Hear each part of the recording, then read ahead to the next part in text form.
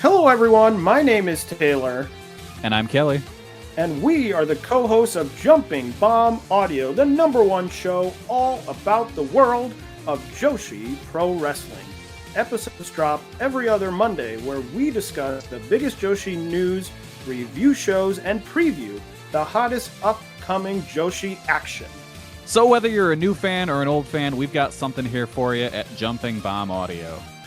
Check us out on the Voices of Wrestling Podcast Network.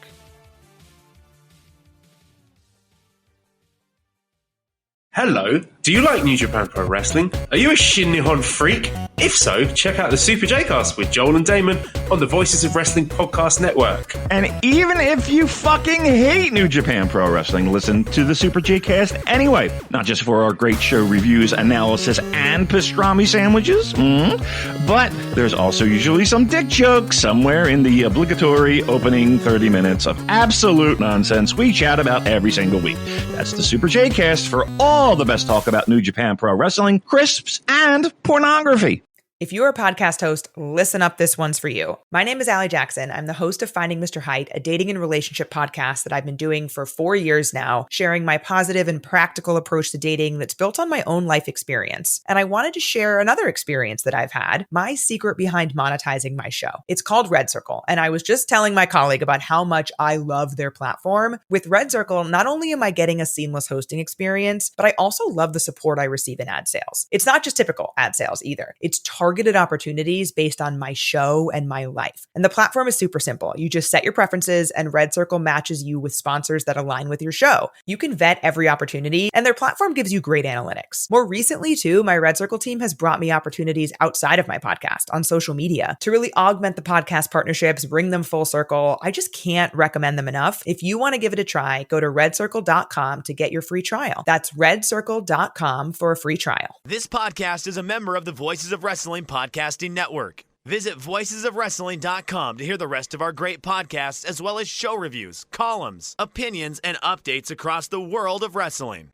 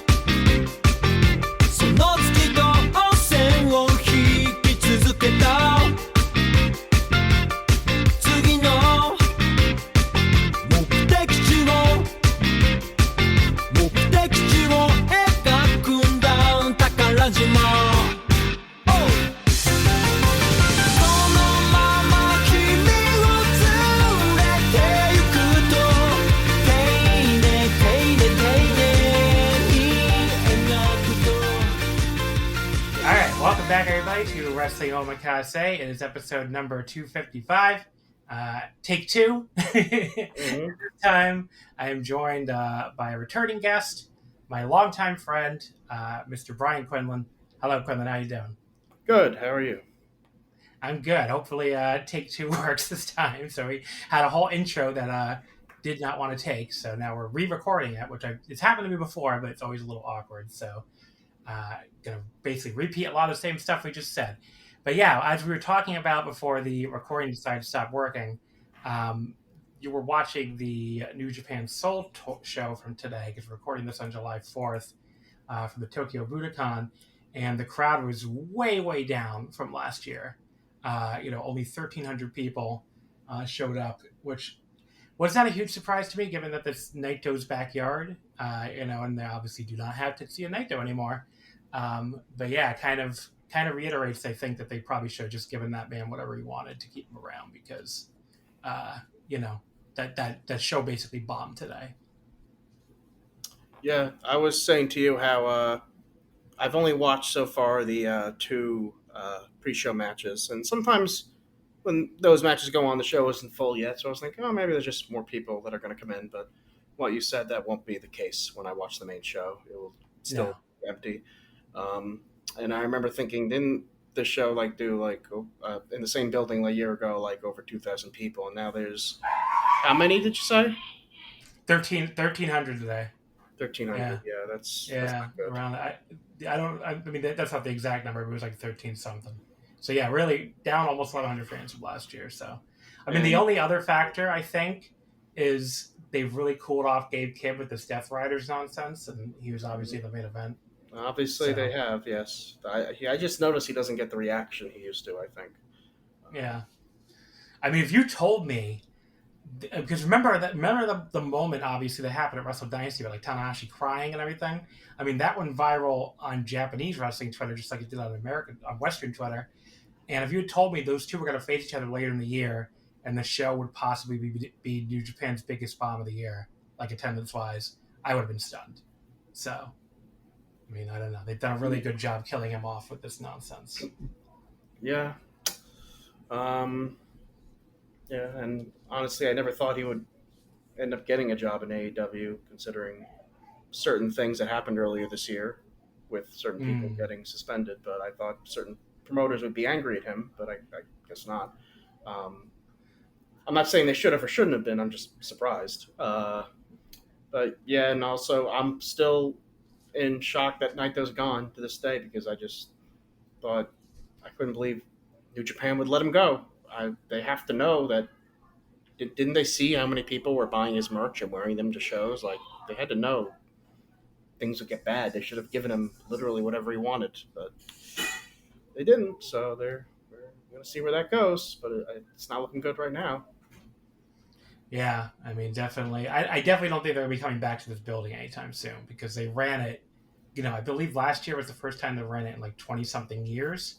And, Naito, I believe, is one of the people pushing for him to run it, because people sometimes get confused. So there's two different buildings called Budokan.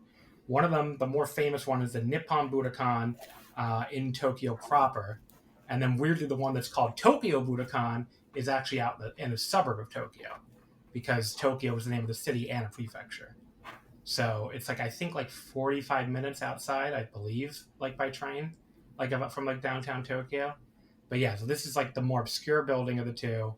And they did a pretty good crowd last year, 2,400 people.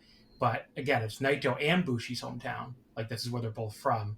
And it feels like a bunch of the local fans just didn't show up because they were both gone. And then on top of that, like I said, I think really killing off Gabe Kidd's character with this Death Rider shit, I think did not help either. So what are you gonna do, I guess?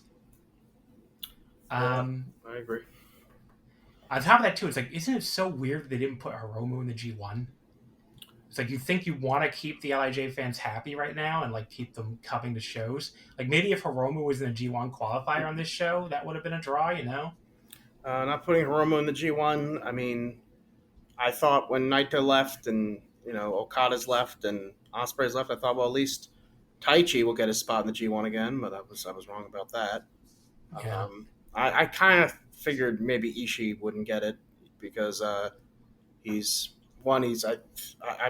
guessing he might be a little beat up to be doing G1, and plus he seems to be doing pretty good coming over to America in the summer. So yeah, he gets extra money off that. So yeah, so I figured that, but I thought, and because Taichi kept saying in backstage promos, "I want back in the G1. How about put me back in the G1?" I thought, oh well, there'll be space for him now, but I guess maybe next year since Tanahashi, this will be his last year in the G1. Maybe Taichi will get a spot back next year, but I don't know about that. Yeah. So that's a depressing state of New Japan at the moment, but that's thankfully not today's main topic. So the topic today is something I have been wanting to do for a long time, and people have asked me about this. Obviously I've been to Japan 5 different times, dating back to 2016, and people do come to me a lot online for advice about, they want to take their first trip, or they, maybe want to improve their trip, when they went even, and they'll ask me all sorts of questions. And I figured it would make sense to just do it as an Omakase episode. This is kind of the kind of episode that I think, I can point back to, even months or years from now, is here's everything about traveling to Japan, and here's, all my tips and tricks and, stuff I've learned over the past, God, 9 years. It's been 9 fucking years, over 9 years since I first went to Japan. It's crazy. Yeah. Time really flies. But yeah, so I've gone, like I said, 5 different times. I'll talk more about my own personal travel history. But yeah, so I do think I'm good positioned well to give people advice on this. In addition, I also do an anime convention panel a lot about Japan travel. I did one at Anime Boston earlier this year, so I've done a lot of research even just for the panel. So that is kind of what I'm going to get into here, is a lot of different things. And I figured this is a great time to do it too, because it's July. A lot of people go for Wrestle Kingdom, obviously, at the end of December. So we're just under 6 months out from that. So we're really at the point where, if you are going to go, you really need to start like thinking heavily about planning and like what, hotels and flights and all that stuff. So, I figured it'd be a good timing for people who are thinking about going or on the fence or, want more information. I will say I was originally supposed to have Troy from the Super J-Cast on, who's been there 3 times and was excited to have him on the show for the first time. He did end up having to cancel last minute because his internet was out. So, hopefully we can get Troy on a different episode in the past. But Quinlan graciously agreed to come on the last minute here, which I really appreciate. And you've been to Japan 3 times yourself, so you have a ton of experience traveling over there too. So twice on the same trip as me, and then once without me. So, as we'll get into. And I've co-hosted some of those travel panels before. Not the one you did at Anime Boston this year, but I've co-hosted you with Anime Boston in the past, and I think we did. Anime Next. Anime Next. I don't know if we've ever. I guess I don't. We've never done an Otakon before. Okay. Yeah, so Otakon, we may or may not be on the schedule this year. It's that total bullshit. No, apparently until the schedule comes out. Yeah, so they don't get. I don't think anyone really cares about Otakon panel drama, but I know their programming department's so stupid. But yeah, they basically do. What'd you say? It didn't used to be this bad, but yeah, it didn't used to be this bad. Now whoever runs it now is an idiot. So, but anyway, so traveling to Japan for wrestling. I'll go into a little bit of my personal history, and then we can talk. I mean, a lot of it overlaps with you too. So the very first time I went was 2016. This was when Alan Farrell, who, someone I know pretty well, I've been on his podcast before on PW Torch, and, talked to him before, like Slacks and Discord and stuff. So very nice guy. He was organizing a trip in late March, early April 2016. I don't remember how I even heard about it. It might have just been like Twitter or something. I don't know. But he had basically like an email list, and I kind of got on the email list. And I had been back and forth on going at the time. And, obviously, like financially, I wasn't sure I could make it work. And then I happened to go to a casino, I think I don't even remember when it was, probably December or January. So it was pretty last minute. And had a very, very, very good run gambling-wise, which this is not financial advice. Normally, you will not do that if you go to a casino. But I had a really good run where I won a lot of money. And I remember thinking, oh, this trip that, I want to go on that would have been a little touch or go, whether or not I could afford it at this point, especially since my salary then was not what it is now either. Now I can afford it comfortably. So that was basically where I made the sort of last minute decision to go on that trip. And, I had a really great time on that trip. Obviously, I got very lucky from a wrestling standpoint, since Tetsuya Naito, who was my favorite wrestler at the time, as he still is now, I guess, he won the New Japan Cup and ended up getting the IWGP Heavyweight title shot at Invasion Attack that year, and won the title. So I got to be there for Naito's title one, which was very cool. But yeah, that trip was very much like I just kind of winged it kind of thing. I really didn't know much about what I was doing. I stayed some of the trip in a solo hotel room at this place called the Shinagawa Prince, which I really would not recommend for wrestling fans. I mean, that is a hotel. It's an okay hotel. It's a pretty nice hotel, but it's a little far out of the way for if your primary goal is wrestling. It's really not close to anything, honestly. Like the Shinagawa district is kind of just this business district in the south part of the city. it wasn't the best location. The hotel itself was pretty nice, especially I think it's like a 4-star hotel, and I'll talk more about solo rooms in a little bit because they're a great option if you're by yourself. But yeah, I'd never stay at that hotel again. It's not a hotel I've ever really considered either. And then some of the trip I stayed with this guy named Dean, who was a very, very nice guy who let me split a room with him in the Hotel Metropolitan Edmond, I believe it's called. And that hotel I would recommend because it's very close to Tokyo Dome City. It can be a little bit on the expensive side, especially Wrestle Kingdom season. So if you're looking at it for then, pretty much all the hotels around Tokyo Dome City are going to be really expensive for Wrestle Kingdom season. Just because it's not even just because of Wrestle Kingdom. It's also, there's a lot of concerts in the Tokyo Dome around New Year's apparently. So, besides the fact that everything's going to be expensive, in the city during that period, that was pretty expensive. But yeah, so but it is, if you're staying if you're going in a different time of year though, and you're going to go to a lot of shows at Korakuen, because I think most people listening to this would know, Korakuen is very close to the Tokyo Dome. It's like, a 2-minute walk basically. It's in the Tokyo Dome City area. But yeah, if you're going to go to a lot of shows at Korakuen and you want a hotel within a 10-minute walking distance, that's not a bad place to stay, honestly. But yeah, that was my very first trip in 2016. Again, just kind of winged it. It was an interesting trip. It's Japan was a place I always wanted to go, ever since I was a little kid. And I've rarely come across somebody who didn't have a great time on their trip to Japan. I have come across people who moved to Japan and didn't love it. That's a little more mixed, I think, being a foreigner in Japan. I mean, remember how our friend Ethan always talks about how Japan hates foreigners who move there. Mm-hmm. They make it a pain in the ass. They love you when you're a foreigner who's a tourist. I mean, they're very, very welcoming to foreign tourists. Yes. I mean, they really, I think there's some element of, because I've seen some headlines about the over tourism and people getting annoyed, people in Japan getting annoyed. And I think I can see that. That's, yeah, but I think I don't think that should scare anybody away from taking a trip, because if you go there and are nice and pleasant, act like a guest in their country, don't act like an obnoxious foreigner, don't scream and yell on the train or do any of the things they would, pretty obvious things, I think.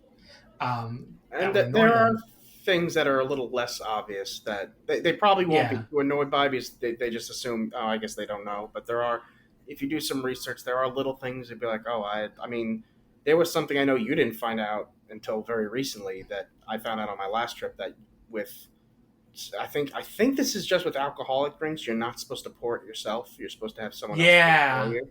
That is something I only found out on my last trip, and you only found out at the rest. That is a thing there where, I mean, no Japanese person will walk up and yell at you about it. They'll just assume, oh, they're a foreigner, they don't know. And but it is something that's supposed to be there. I think that's just with alcoholic drinks, though. I don't think that's with if you have a pitcher of, I mean, I don't know if that will ever happen. You have a pitcher of soda, but or water, or water or something. I think it's just sake, beer. It doesn't have to be the server. It could just be someone else at your table, but you're not supposed to pour it yourself. Someone's supposed to pour it for you. Yeah, I don't think they would. They wouldn't care. They wouldn't care. They'll just say, "Oh, they don't know." But that is something. But yeah, it's bad. It's bad luck, I think. Yeah, it's a bad luck thing. I didn't know that at the restaurant, but yeah. But what I was saying, I guess, is so people see these over tourism headlines. If you go there and act politely, they're probably not going to have a problem anyway. Especially for foreign tourists, they generally the service you'll get there is incredible. Generally, on average, I mean, still even this year, when again, the tourism is way up, the service levels everywhere is still really, really high, and people are still very, very nice. If you act like a jackass, I'm sure they're not going to be pleased, and you'll probably get some dirty looks and stuff. But if you act like a guest in their country, they're not gonna react negatively. But yeah, so visiting there is amazing fun. I really don't know anyone who hasn't loved it. And a common thing that comes up a lot, and I've talked about this with lots of people, is you end up wanting to go back immediately, which is definitely what happened to me after my first trip. But yeah, you end up wanting to go back over and over again. But again, people who move there, again, I've heard more mixed things. Some of them do still love it. I mean, I've known people who move there and love living there, but there are some people. We know one guy. Yeah. Well, yeah, for all his complaints, he definitely still loves living there. Yes. But like visiting there, I've really never heard somebody have a bad visit. So, but yeah, that was my first trip in 2016. Again, I kind of did it on the fly, very much, just kind of fly by the seat of my pants. And then I got better with each trip, I think. And, the first trip you went on was with me in August 2017 for the G1, which that trip, this was like the first of two trips we went with like a big group. So we did like some Airbnbs together. We did a hotel. I believe that was the trip where we did the hotel in Odaiba, right? Yes, from the first 1 or 2 nights, I believe, at the very beginning, I think. That was the Grand Nikko Tokyo Odaiba. Again, not a hotel I really recommend for reasons I'll get into, but the hotel itself was nice. It's just the location's not great.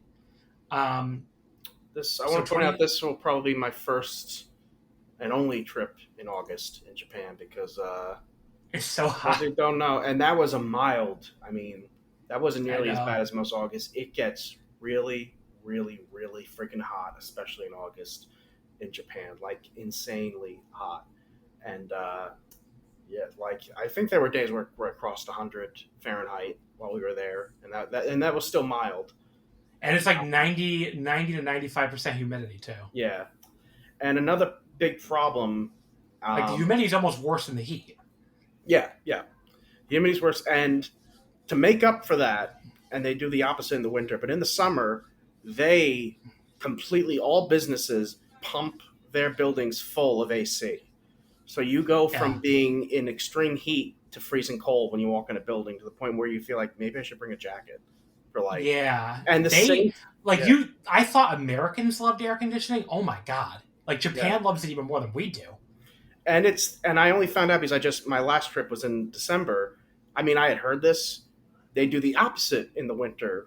Well, they pump the buildings full of heat during the winter to the point where I would get into a building and I'd be sweating and I'd have to take like all my, depending on certain stores I went to, I'd have to take my coat off. I was drenched in sweat from all the heat and also because it was crowded. So that's something to be prepared for. They love to put their heat in the winter to max and their AC to like beyond max in the summer. I will say I find the heat way less annoying. Oh yeah, the heat is way less annoying. There was only a handful of stores where it got so hot where I was like, I need to get out of here. I mean, most of them weren't that bad, but the level of AC they pump in during the summer, like I feel like every single person on that trip in 2017 got sick at some point. Possibly, and it had to be from going to the cold to the hot to the cold to the hot over and over again. But yeah, I mean the G1 is amazing. It's amazing. G1 is amazing. Yeah. Yeah. Obviously the one we went to was amazing, getting to see the Naito Omega final.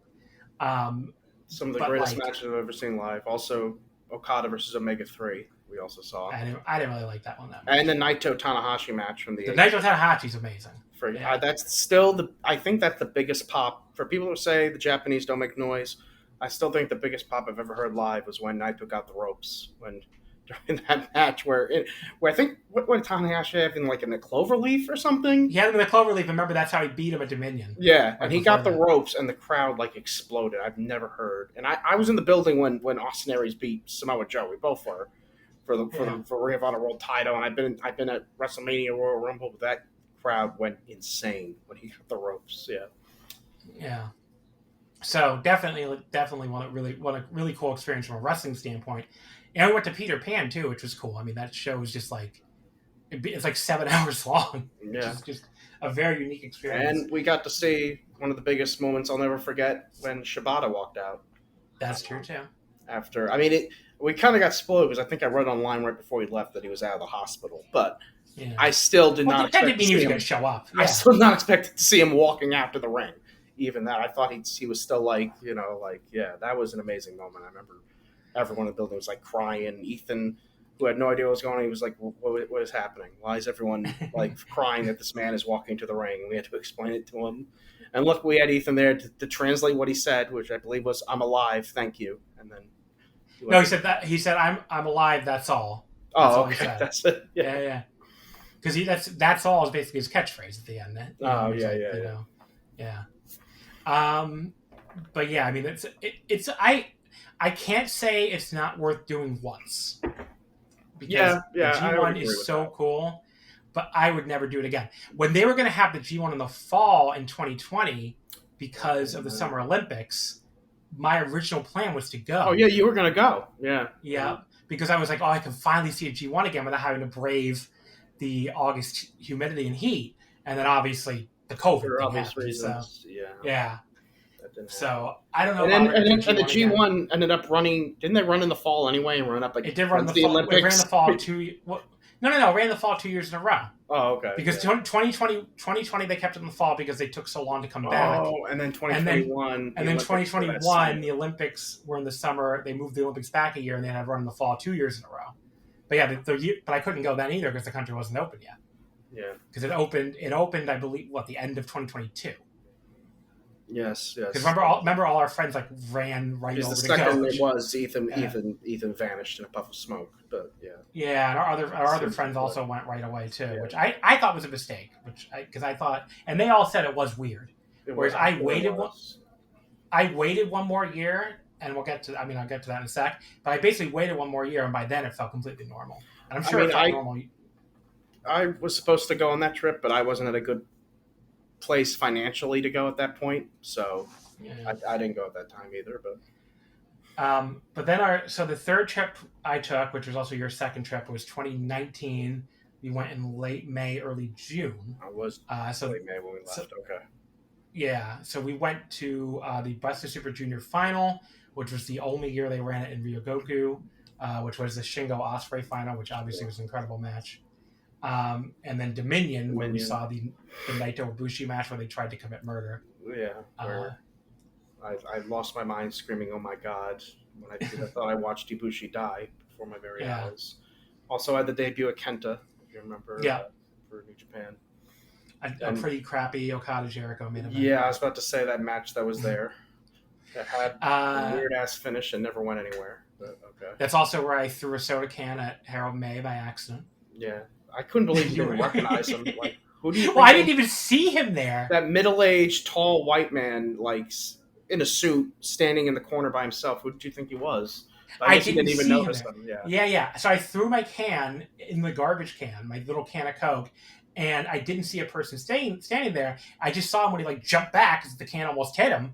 And I was like, I just almost threw a can right at Harold May. Well, as we walked away, I said, "Do you know who that was? That guy?" And he was like, "No." And you're like, "No." I was like, "That was Harold May, buddy." And you're like, "Oh, it was?" I'm like, "Are you sure?" And I'm like, "Yeah, I'm pretty sure."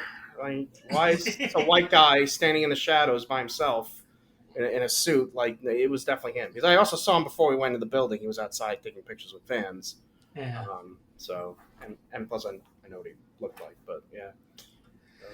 But yeah, so that trip was, that one I can recommend a little more. I mean, it's nowhere not as near bad, as hot. Yeah. It's nowhere near as hot. It's nowhere near as humid. It was very much like I remember being like a lot of mid to high 70s probably. Fahrenheit for international. The heat is not something I remember being that bad. So I want to say it was like 70s. Maybe 80s at the worst. I don't remember. And there was no humidity. There was no humidity. So if you want to go in the summer, keep it to early summer, like June. Yeah. Yeah, that's technically late spring, but yeah. Yeah. But yeah, I mean, it was so that was a perfectly fine time to go. Then we both went Wrestle Kingdom season, but 2 different years. So I went end of 2023 into start of 2024. Which was obviously the Wrestle Kingdom where Naito won the title and finally did the roll call. So that was great timing on my part. And that was my first and only Wrestle Kingdom up to this point. And you went end of 2024 into 2025. So you saw Zach Ueno and I don't know what else. What else was on that show? So Shuji Naito Hiromu. Yeah, Naito Hiromu, which was disappointing. But I don't know why. Yeah, so I felt it was good being there live. I thought it was a lot better than people thought. I didn't love it, but I thought it was a lot better. I wasn't disappointed by it, but maybe being there live added something to it. I don't know, but I didn't dislike it quite as much as other people. But everyone in the crowd seemed to just enjoy it just because it was happening.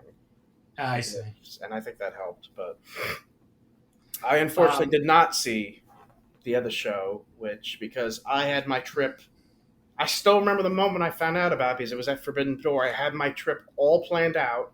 I made sure I had enough vacation days. I go there. I fly back January 5th. I get to see the Tokyo Dome show. Everything's all good, and we're sitting there at Forbidden Door January 5th. And I was like, well, I don't think I could. I mean, in theory, I could have tried to change things, but it would have been real. What was that? That was a firework, I guess someone set that's off, what I thought. Even though it's not even dark yet. So yes, that's why we're recording earlier. But yeah, apparently we still have to hear some random booms. So sorry to everybody listening. Anyway, as I was saying, I'd already planned. I was going with a large group of people. I already planned who I would room with, which rooms we would stay in, everything, and it was just too much to try to. And I did not have the vacation time really to squeeze out an extra day. So I was like, I just accepted. I won't be around for the 5th show. And looking back, I think most people agree that was the better show. Although I seem to like the main event of the January 4th show way more than other people. I really enjoyed that match, Umino and Zack Sabre Jr. But the best matches. Well, I'm not saying it's the best match of the weekend. I'm not in a way saying that. It was probably my favorite match of the show, maybe. But the January 5th show had all the it had the Ishii match. It had the Omega and Kid match, of course. I mean, I guess the main event. I think. Am I going on a limb? Am I wrong here saying the 4th had the better main event? I thought Zack Sabre and Umino was much better than Zack Sabre Ricochet. I think you're still on an island. I think. Really? I thought Zack Ricochet was pretty overrated by a lot of people, but I definitely thought it was better than the Umino match. So. Especially when I had to follow Kid. Okay. Yeah. But yeah. So I was there for that show. Yeah. But I did get kind of a lackluster Tokyo Dome show compared to the one you got the year before, I think. But yeah, the one I got was the breaks. But yeah, so we went, like I said, 2 different years where we did the same basic experience. I did way more of the other shows. I think that was the only show you went to. But yeah, so that's obviously we can talk about the Wrestle Kingdom season. And then 2020, this just now my latest trip. I did end of March, early April again, which again is Cherry Blossom season, and the big show is Sakura Genesis / which used to be Invasion Attack the last time I went, which really wasn't that great of a show. It was a pretty good show, but it wasn't anything like super blow away or anything. The most fun I had on that trip, honestly, was probably the Stardom Korakuen, because I had front row, and it was just such a great. And Stardom's just so hot right now, so that was a lot of fun. But yeah, so I'm going to talk a little bit about the different times you could choose, because obviously this is like the first big choice you have to make when you're planning a wrestling trip to Japan, is when are you going to go? So I've gone through the times that we've gone. I think for a first timer, especially if you primarily care about the pro wrestling, you should go during Wrestle Kingdom season. It's a really cool time to go, just for the sheer amount of shows you can go to if you care about multiple promotions. Pretty much from the 24th-ish to like January 4th, almost every promotion is running. So in Tokyo. So you can see almost anybody. The only one, and we've talked about this on a recent episode, the only one you cannot see generally is Dragon Gate. They don't run Tokyo really during that stretch, or like the only major promotion I can think of that doesn't. But all the other promotions you're going to get pretty much every year now. The December 31st All Japan Yoyogi show, the January 1st or 2nd Noah show, either at Budokan or it was in Ariake the year I went. And again, we don't have the schedule yet for next year for most of these promotions, so we don't know for sure. But they've been running these every year, so it's pretty obvious they're going to probably do it again. You get another chance to see All Japan at Korakuen Hall when they run the January 2nd and 3rd shows. You get Stardom, the big show at Ryogoku, Dream Queendom, which they've run every year on December 29th, going back a while. They generally run another show, usually on January 3rd or 4th these days at another venue. This coming year, if you stay a little bit longer, which is what I'm doing, you can see them again at Korakuen on January 10th and 11th. They're running their the New Year's Stars Korakuen shows a little bit earlier this year. So when I saw that, I was really planning to go home like January 6th or 7th after New Year Dash. But now I just extended my trip a little longer to go to the 2 Stardom Korakuens because, it's just cool to see them 2 more times. But yeah, so there's that. Stardom also usually runs a December 24th Korakuen, which they are doing again. We do have that on the schedule already. So if you get there early enough for that, I'm not going to get there early enough for that on this trip because the flight was so much more expensive to fly out that early. And plus, my girlfriend doesn't want me to miss Christmas with her, so I'm trying to be nice with that because she's not coming on this trip. Usually, she has come with me the last few trips, but yeah, so you get a lot of promotions. There's also Tokyo Joshi on January 4th, right before Wrestle Kingdom. Trying to think who else. Great, if you really want to see Great, they usually run like around the end of the year too. I think the 30th or 31st. But yeah, there's like Ice Ribbon runs, I think the 31st also. And so like even like obscure promotions, a lot of them run that time of year. DDT runs stuff usually in that time of year too. There's a lot of promotions you can see that time of year. 01 on January 1st. I can just keep going. So if you're primarily going for wrestling, you want to see a lot of promotions, it's a great time of year to go. Obviously, you get to go to Wrestle Kingdom, which is pretty much unlike anything else. I mean, again, I didn't go for this season until my 4th trip, as we just went over. So I honestly feel like I didn't realize how cool it would be, I guess, to go to Wrestle Kingdom. Like, it looks so cool when you're there. Like, the stage especially just looks so fucking cool, and it feels really, really big and grandiose. So, even if you're kind of down on New Japan right now, which I kind of am, it's still worth experiencing at least once for sure. So yeah, that would be my recommendation, I think, for anyone thinking about a first-time trip and like what time of year they want to go. I would probably go Wrestle Kingdom. The downside is there's a few downsides. First of all, everything is more expensive. The airfare is more expensive. The hotels are more expensive. And everything is more expensive. So it is going to make it hard if you're trying to do it on a budget. If you're trying to do it on a budget, you're going to want to pick one of the more obscure times, like the off-peak times to go. The other thing too is like a lot of stuff closes around New Year's, so that can be a little annoying. I remember when I went, we were staying in the Shiodome district, which was a business district. It's kind of a business district, so I think the closures were even worse. And we had to, Nicole and I could not find anything open to eat that day, so we ended up having to just like eat dinner in a karaoke box. That was like the only thing near us that was open, so that was kind of funny. But yeah, we ended up just going and singing karaoke and eating dinner there too. But yeah, I mean, so that can be a little annoying. It's also not a great time of year for like general sightseeing because it's cold out. The nature doesn't look as pretty. I mean, Japan's a very beautiful country in a lot of other times of year with especially the mix of nature and like the, like the temples and everything. And winter's definitely like that dead of winter is definitely the least beautiful time of year. So I would say if you're going for general sightseeing, it's not a good time of year for that at all. The one thing, and you could talk about this because you did it, there's like these festivals, like traditional festivals around New Year's that might be cool to check out. I remember you went to one in Kyoto, right? Yes, I went to one in Kyoto.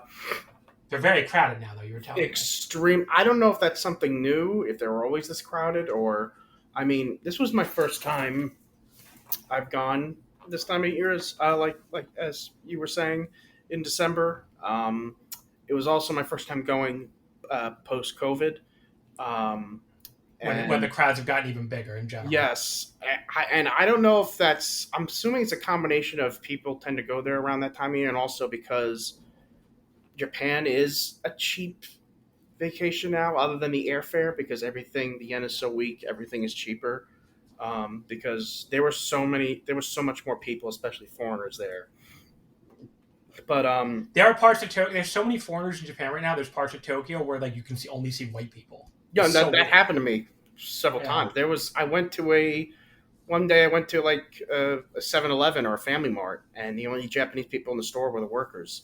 Everyone else, it was like full, and there was all white people, like people from Germany, because they get Australia. They got a ton of Australians, a ton of New Zealanders, a ton of Europeans. Because the euro and especially the British pound are even stronger against the yen than the dollar is right now, because our wonderful president has crashed the dollar a bit this year. So I went right before it started to get bad. Yeah, so it was like everything was like almost half off basically, and so it was really, really crowded. But it is something I recommend everyone do at least once for the Shrine for New Year's.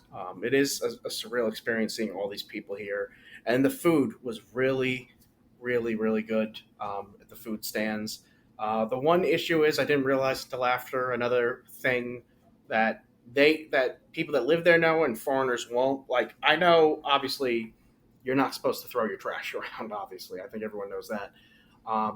But I would get the food and I noticed there are no trash cans anywhere.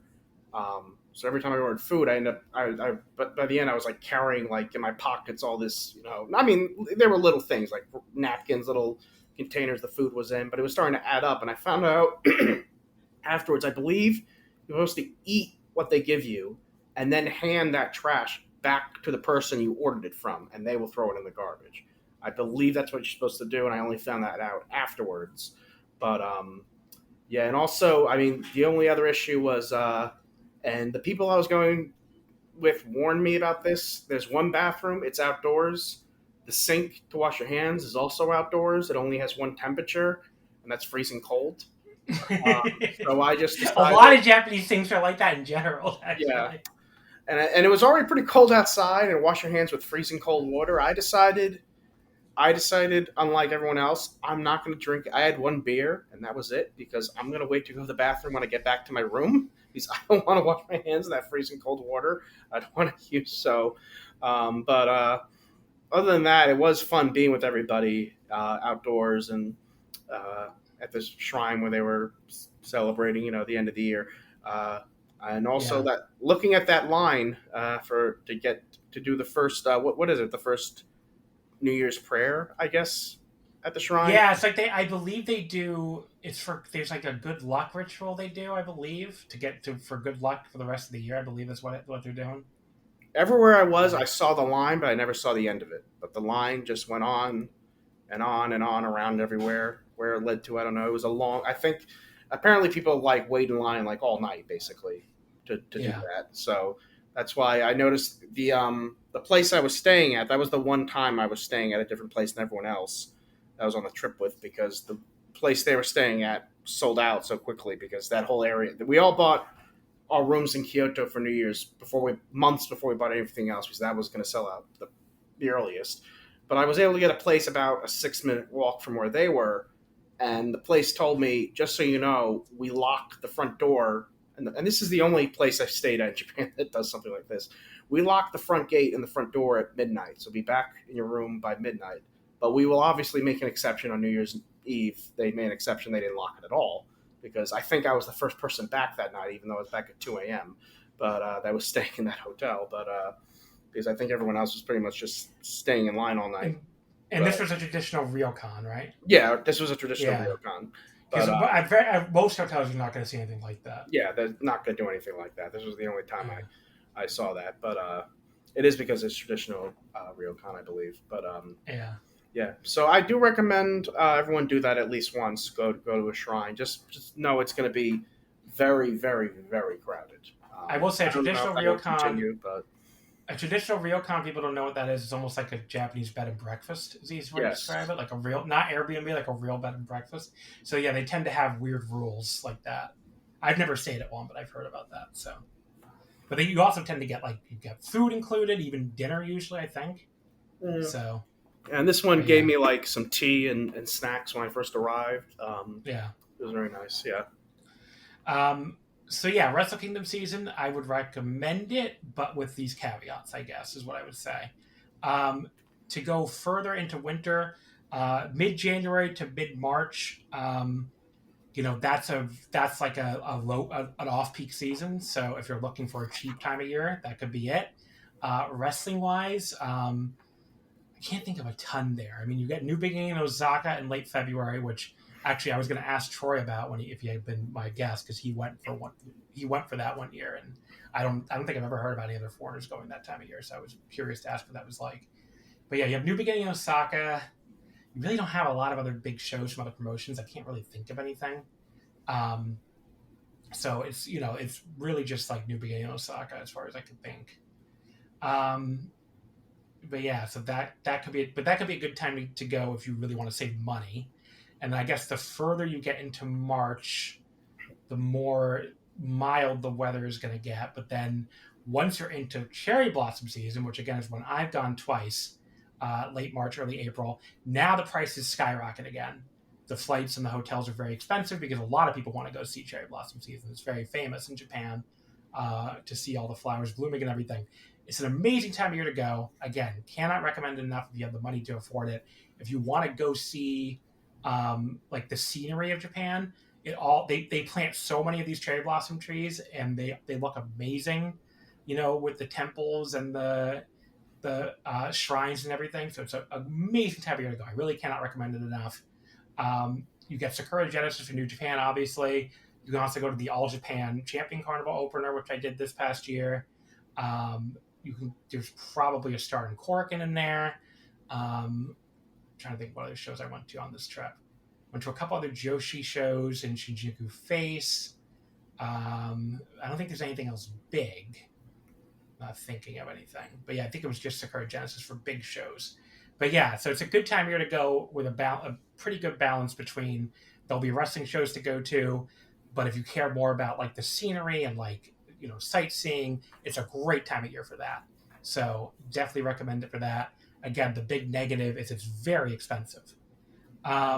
Once you get into May, late April, early May, you're getting into Golden Week, which is a very big domestic travel period. So it's everything is still pretty crowded and pricey. The flights into Japan are apparently not as expensive because it's not a big period for international travel, but the flights going out of Japan could be expensive, especially if you don't wait until after Golden Week is over, because it's a time of year where, again, the Japanese people all have off, so they're going on foreign trips. So the flights out of Japan could be expensive. If you wait till Golden Week is over, that should bring the price down. But the hotels and stuff, again, will be expensive because a lot of people are, going there for that. Velky talked about it on the episode last time because he just went for that this year. Obviously, you have a very big stardom show every year. You have All-Star Grand Queendom. You have Wrestling Dontaku in Fukuoka, which Wrestling Dontaku also overlaps with the big festivals in Fukuoka, which they run these big Golden Week festivals. That's why New Japan runs there that time of year every year, is to run at the same time as these festivals. So you can kind of go to two wrestling shows and see this like traditional festival. So it could be a good time of year for that too.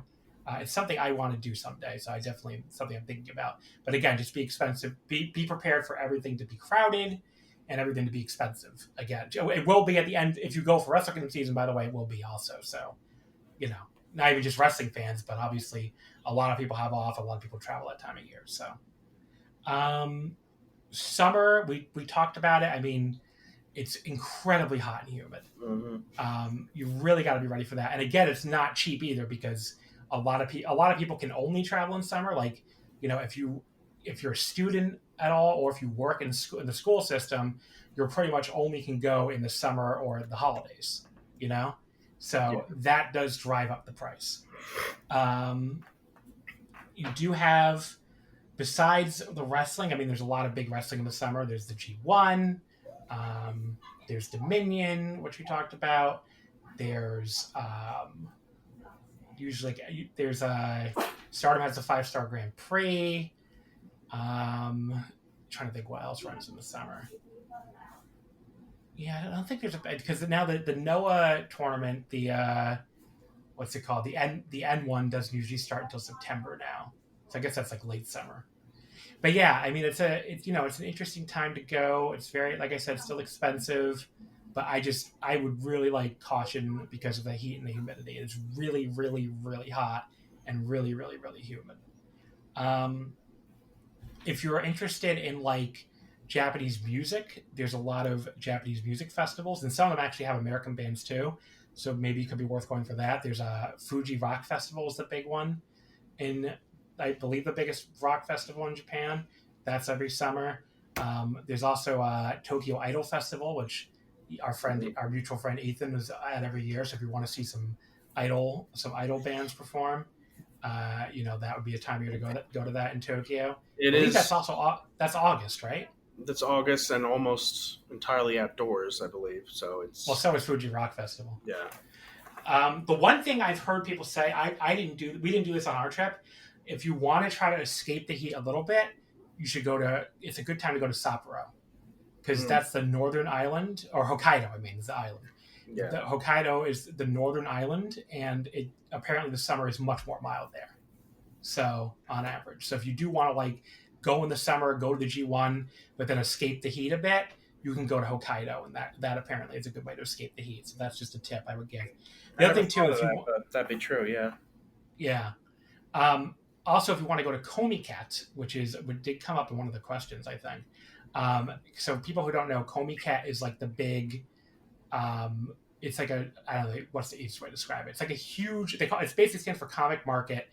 It's mostly this huge, basically like dealer's room of fan-made goods. So it's a lot of fans who show up with doujinshi, which is amateur comics or amateur manga, but not just doujinshi though, because there's a ton, which I think I didn't even realize till I went to it. There's a ton of fan-made goods for actual shows and stuff. I found these awesome Sailor Moon keychains I bought there that are one of a kind because they're just made by some fan. And there's all sorts of stuff like that where they make all sorts of homemade merchandise basically for different shows and manga and everything else. So it's very, very cool. Video games too. There's they break it down, but it's gigantic. By the way, it's held at Tokyo Big Sight, which is this enormous convention hall. It draws well over 100,000 people, and it's huge. It's absolutely huge. So they break it down by genre, and also the genres change each day, so you kind of have to look it up and know what you're looking for before you go. And on top of that, there's also in the main halls, there's also an industry hall where the actual anime and manga companies show up. Bushiroad has a booth there. Cyber Agent has a booth there because they make anime and manga and stuff. So there's all sorts of different industry goods you can get. They only released for those events basically, which you have to get there very, very early to get apparently because they sell out very quickly. But yeah, so it's cool. So that's one of the only 2 times a year you can go for that. That's in August also. The other time of year I didn't mention when we were talking about the winter is actually during Wrestle Kingdom season. So it's held every year at the end of December. So if you want to go to, if you're interested in anime manga and you want to go to Komiket, you can also go during the end of December. But yeah, those are the 2 times a year it's held. What did you think of Komiket? Because you went in 20. Oh, that was when we just went to the industry hall, right? Yes. Yeah. I can't say I should go there again one day. At the time, I was someone who wasn't really watching a lot of current anime like I do now. So there wasn't a lot of stuff there for me, and it was just so. At the time, it was just. I was just kind of just overwhelmed by how crowded it was. That I don't think we stayed there long because it was really hot out. It was really crowded. We were in line for a long time just to get in. And by the time I got in, I was just wiped, and we walked around. We were like, let's go back to the room. I don't remember us staying there that long. I do want to go back to it. At that time, I just went to it just to go to it, to say I've been there. I do one day want to go back there again, and I don't think I'll ever go back there in August probably. So it would be the winter Komiket, and I like to go there. I think I'd be able to handle it better at the winter Komiket, not waiting. I will say so. So when I went with Nicole, that was the winter Komiket of the end of 2023, and that was so much better than the summer one, because obviously you have to wait we have to wait in line outside for a long time, and Tokyo winters are generally pretty mild. They're not super cold. I believe it's what were the temperatures? The temperatures were high 40s, low 50s. I think was it like that when you went too? Yeah, I'd say that. I said it was mostly. I didn't really even see mostly the 40s until I got to Niigata. It was mostly 50s.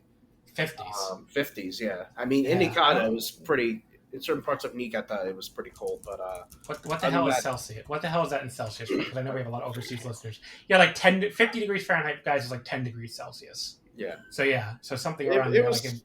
Yeah, I mostly. It wasn't freezing cold. It wasn't freezing cold. Yeah. A lot of days I was able to get by with just my hoodie. Yeah. There were some days I had to put on like my winter jacket, but yeah, more times than not, I look back at pictures of me at that trip. I'm mostly wearing my sweatshirt or hoodie. Yeah, like it's like it got like mid 50s, high 50s. I mean, so yeah, like waiting outside for that wasn't bad at all. And then it left us with a lot more like wanting to explore more. We ended up going to the industry hall and the main fan hall, and ended up finding some pretty cool stuff. So, did you have any trouble getting tickets at all? Did I have trouble getting tickets? No, because now they require tickets. That's right. I don't. It seemed like this past year I knew people that were going, and it sounded like they had. It seemed a little like they had to do a little extra work just to get tickets. But you're right. Okay, so I'm trying to think what I did. I think I had bought my ticket when I got there, so that's why the line was so long.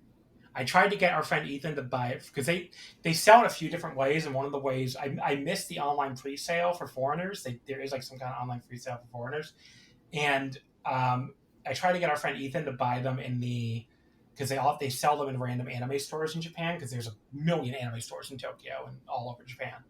And they were sold out basically for the day I wanted to go. So, because again, you just look up what you want to go to. Basically, each day is different, like what they'll actually have. So, but yeah, they were sold out the day I wanted to go, so I ended up having to buy them when I got there. So, yeah. But yeah, so that was summer, I guess. That's what we were on. Fall is like the only season I haven't gone at all. I'm going to do it eventually. It's on my list to do. But yeah, I've heard a lot of people I know go in fall. I've gone in fall. I've talked to them, and they've had a really good time.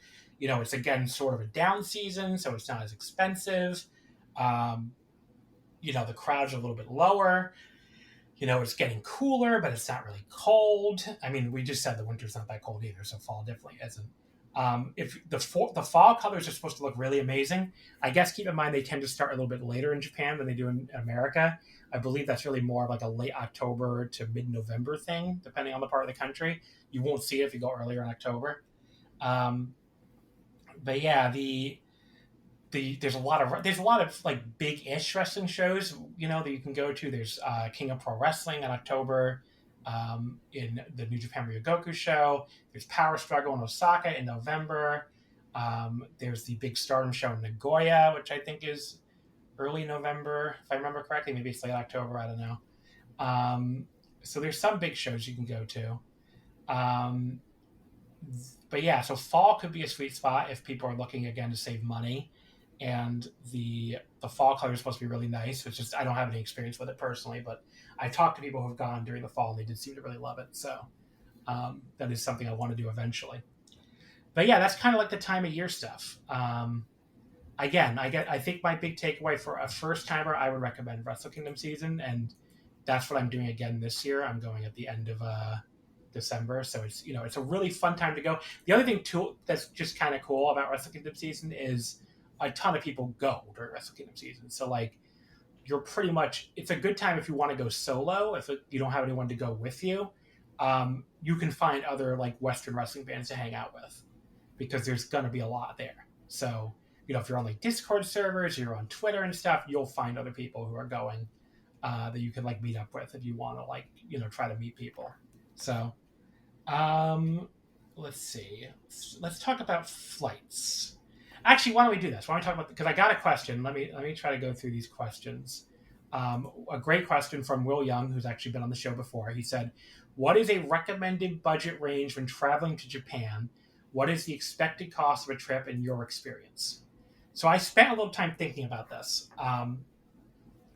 Part of it, I have to go on USD. That's the currency I know. So for overseas listeners, I apologize in advance, but you'll have to like do a little bit of work here to switch it to your currency. I will say, if you're in Europe, because I know we have some European listeners, you have a much better currency situation than we do in the US right now. So right now, €1 is 170.14 Japanese yen, which is fucking crazy. And the British have it even better. £1 sterling equals 197.2 yen, almost 200 yen per pound. Isn't that crazy? Jeez. Yeah. That's insane. Yeah. So basically, if people don't know how Japanese yen works, 100 yen, if it was 1-1, 100 yen would be $1. 1,000 yen would be $10. 10,000 yen would be $100. 100,000 yen would be $1,000, etc. It's not 1-1 though. Even though the dollar has lost a bit of value this year, as of right now, $1 is still 144 yen. So it's still pretty good. You're still getting more money. For every $50 you give them, you'll get about 70 or 7,000 yen. So about 70. Basically, get a free 20. Think of it like you get a free $20 for every 50. So that goes a long way. That money does help. Mm-hmm. It used to be even better. It was like as high as like 155 to 160.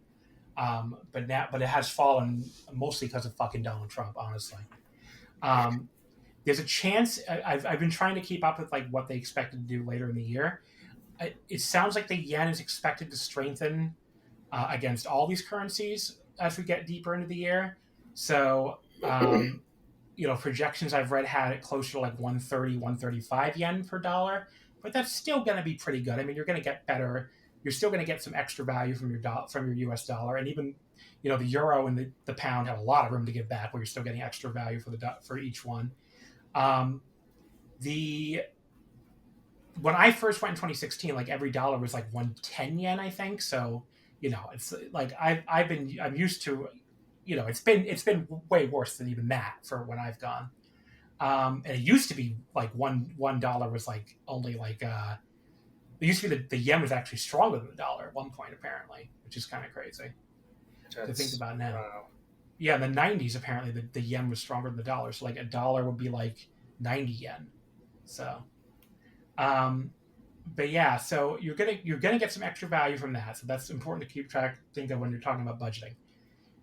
If you're looking for like what's the least amount of money you can spend on a trip, I think a realistic amount is for nowadays, especially because Japan has seen a little bit of inflation too, and especially the tourist stuff has gotten more expensive in Japan, to make up for because again, so many people go there now because of the how far the dollar goes and the euro and everything else. A lot of people travel for that reason. I mean, I had a graph in our slide showing. Let me see if I can pull it up. I should have pulled it up before I start recording, showing like how how many more people go to Japan now than before. So when I first went to Japan in 2016, the amount of, as I do my stalling voice here, the amount of tourists they got per year, this is inbound travelers, so I think it's actually tourists and other people, but it's mostly going to be tourists. So the amount of inbound travelers they got per year was, where the hell did I have it in this thing? Okay, here we go. It was about a little under 25 million. So that's how many I got in 2016. 2017, it was about 29 million. 2018, it goes above 30 million. 2019, it goes up a little bit more. Obviously, it completely plummets in 2020 through 2022 because they closed the borders all the way until, I believe, September 2022, October, something like that. But it goes right back up to 25 million in 2023. So they reopened it and immediately goes back to where it was the very first year I went. And then 2024, they got 36 fucking million visitors in 2024. 36.9 to be exact, so almost 37 million. So they blew past the pre-COVID high water mark, way past it. And they just been getting more and more. As far as everything I've heard, 2025 is probably going to beat it again. And the Japanese government actually wants even more than that. They want to get 60 million annual visitors by 2030. I don't know where the fuck they think they're going to put those people because, I mean, like the country's already looks pretty fucking full when you go now. But yeah, so there are definitely a lot of tourists there. And so the tourism stuff has gone up. Where I'm coming up with $2,500 as a budget for an American traveler in Japan, I'm assuming a 10-day trip. So I'm assuming I really think that's the shortest trip you want to take because the flight is so fucking long. You're not gonna want to go there for like 5 days or something. I mean, I knew this guy who went. It was a friend of Todd Martin, actually, who was the PW Torch columnist. He was on our 2017 trip with us. Remember, really nice guy, by the way. Yeah. So Todd Martin was with us on that trip, and he had a friend of his that flew in from Vegas, went to the 3G1 shows, and immediately went home. I could not believe it. Yeah, I remember that. I thought he only went to like one show. Like he was only there for like. You could be right, but I thought he was only there for like overnight, basically, and then I thought he was there for 3 days, but maybe you're right. Maybe it was even less. I thought it was just the final. Yeah, I remember. I thought it was, but I couldn't imagine doing that flight. Either one. Yeah, either one's insane. Yeah. Either one's insane. But yeah, so 10 day. I'm assuming a 10-day trip. The $2,500 budget I would break down like this. I'd say assume $1,000 for your flight. And again, this is assuming an off-peak trip, by the way. This is not assuming Wrestle Kingdom season. Any popular season, soccer season, summer is going to cost more. Off-peak trip, I think you can make work for $2,500. So it's assuming $1,000 for your flight. For that price, depending on where you're flying out of, you might have to do a stopover. When I was looking it up, basically for some off-peak flights from New York, it looked like you could do just under $1,000 for a stopover in Canada with Air Canada. That was like 900 something. If you wanted a nonstop flight, even off peak, you're looking at like $1,300. I mean, nonstop flights in New York are so fucking expensive now to Japan. You're looking at like $1,300, $1,400 even off peak. And this is economy, by the way. This is not even like anything more special.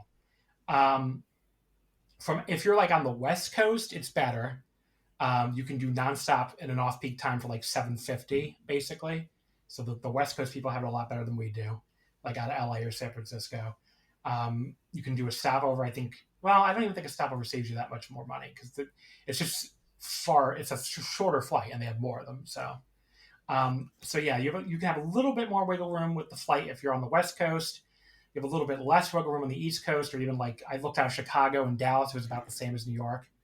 But yeah, the flights are going to be a little more expensive if you want to do nonstop.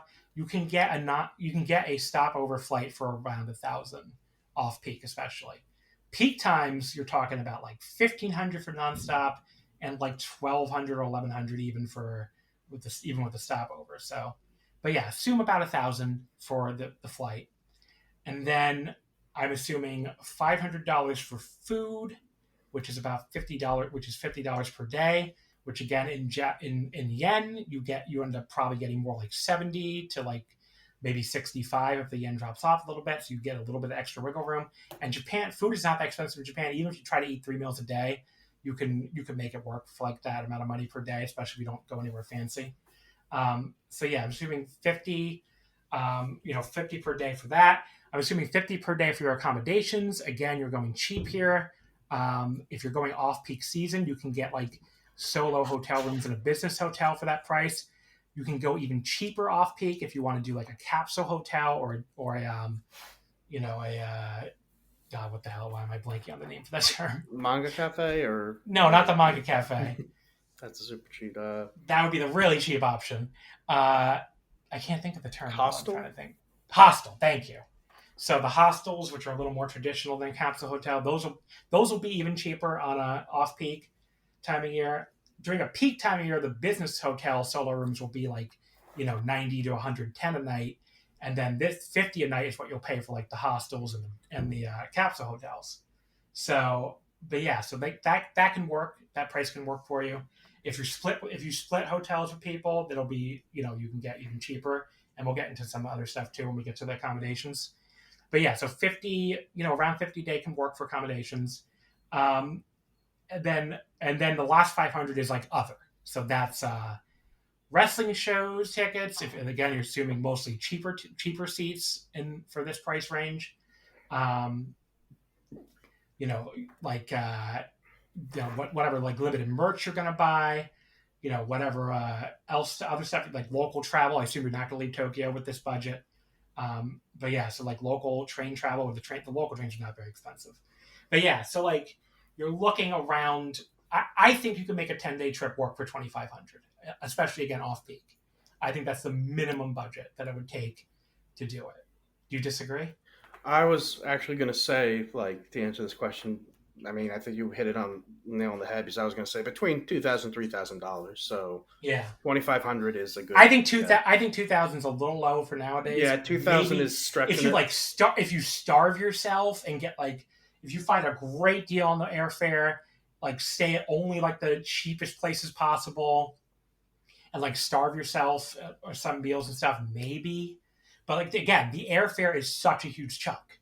Like the airfare is where most of the money goes to. Yeah, like that's a huge part of your budget. But yeah, I think a 10-day trip, 2,500, you can make work, and it won't be miserable or anything. It's not. I would not want to do a trip on that budget. That's not the budget I spend on a Japan trip. But I think you can make it work. First of all, I always say longer than 10 days. I've never done a trip that short. So, Yeah, I think I definitely spent more money this last trip because I didn't do any Airbnbs. I did all hotels, and I mean, it was more expensive, but I thought more enjoyable for the most part. Yeah, is where I was staying. You don't have to spend a ton of money in Japan to find like fancy hotels, like nice hotels. But like, it's going to be more than that amount we gave. But yeah, it won't be too ungodly. It was a lot cheaper. There were things. The group I went to, like not just the Ryokan, the place we stayed. Now my the onsen. The onsen. Yeah, my mind was having a brain fart there. I looked at the yen price and I said, "Ooh, that looks." I bet that and then when I put it in dollars, I was like, "Holy crap! No, that's a lot less than I thought it would be." It was still like 155 at the time. I think that's why. Yeah, and I was like, "No, I can definitely afford this. This is and I decided this might be the only time, in theory, I could afford it with how weak the yen is. So I went for it. But yeah, it wasn't nearly as bad as I thought it would be. I mean, it was still much more expensive than those numbers we were just giving, but it's not really that insanely more as much as it could be. But yeah, I mean, one of the people I went with this last time did go on like a shoestring budget, and I didn't exactly ask him how much he spent, but I don't think it was that much more than 2,000. But he was, he stayed in a hostel at one point. He stayed in a hostel. He stayed with our friend. A friend who, for some days that was obviously free. I think he didn't eat at some of the more expensive places we ate at, but he got, and he actually stayed there longer than anyone else. But I don't think he doesn't have the money like the rest of us do. And I know it took us a lot of work and like planning with him to make sure he could afford it and everything. But because we wanted to get him there because we knew it would be a trip that would change his life and probably the only time in his life he could ever go. So I'm glad he went. But yeah, I think like you were saying, 2,500 is the number I would give right now too. And that's for like 10 days. Yeah. And by far the thing that cost the most to me was the airfare. And that's the airfare is always going to be your biggest expense. Yeah. But yeah, so like what's a comfortable budget, like a really comfortable budget? I would want to have around let me think. I would want to have like $300 a day and other for like all in is what I would want. It was what I would say is a comfortable budget.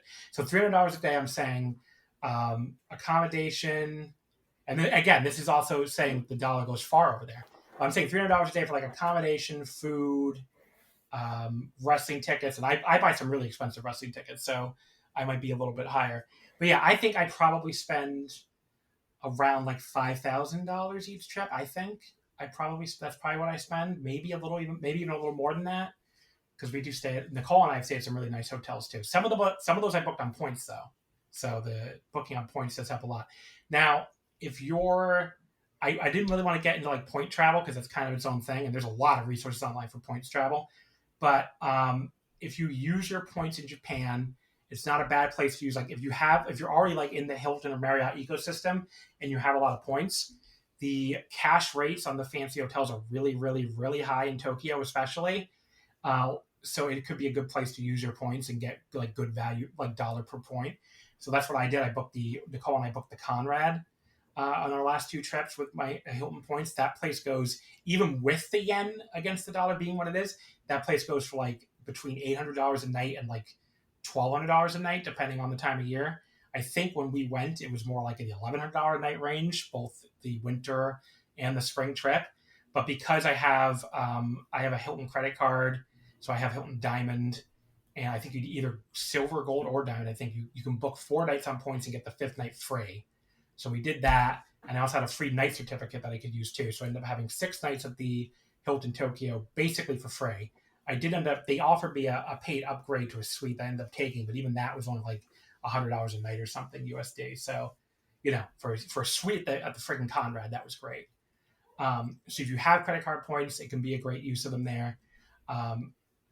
When you go outside of Tokyo, the hotel prices go down a lot. Even Osaka compared to Tokyo is nowhere near as expensive, and that's obviously a very big city. And when you go to like smaller cities, we stayed in the West Inn in Sendai, which I believe was like the first Western hotel in Sendai, and that's a Marriott brand. Very nice hotel, 5-star hotel. I would say very comparable to the Conrad room we stayed in. That was $1,100 a night. The cash rate on that was, I think, only $250 a night. So very cheap for the price. I mean, again, if you're splitting that with somebody else, it's like $125 a night per person. I mean, that's not that expensive for a 5-star hotel. And again, that was a really, really nice hotel for that amount of money. And there's like all sorts of. I was looking at different hotels for Shizuoka, which is another like local city, a smaller city I like that I stayed at last time, and they have like 4-star hotels in Shizuoka for like $80 a night. There's some pretty nice looking hotels, a little bit on the old side maybe, they're like Japanese brands, not Western brands, but perfectly nice looking hotels. The one I stayed at was actually one of their newer ones. It was the JR. It was like the official hotel, like because like the train companies also own their own hotels. And that was like, I think $95 a night. It was very, very nice. It was like right next to the Shinkansen station. So very convenient. So yeah, when you go outside of Tokyo, you'll find cheaper stuff. It's Tokyo, the nice hotels are still really expensive. So if you want to stay in like a luxury level hotel, it's really best to do it on points. If you look around and like really look for stuff, you can find relative deals. Like I did find this hotel called the Okura,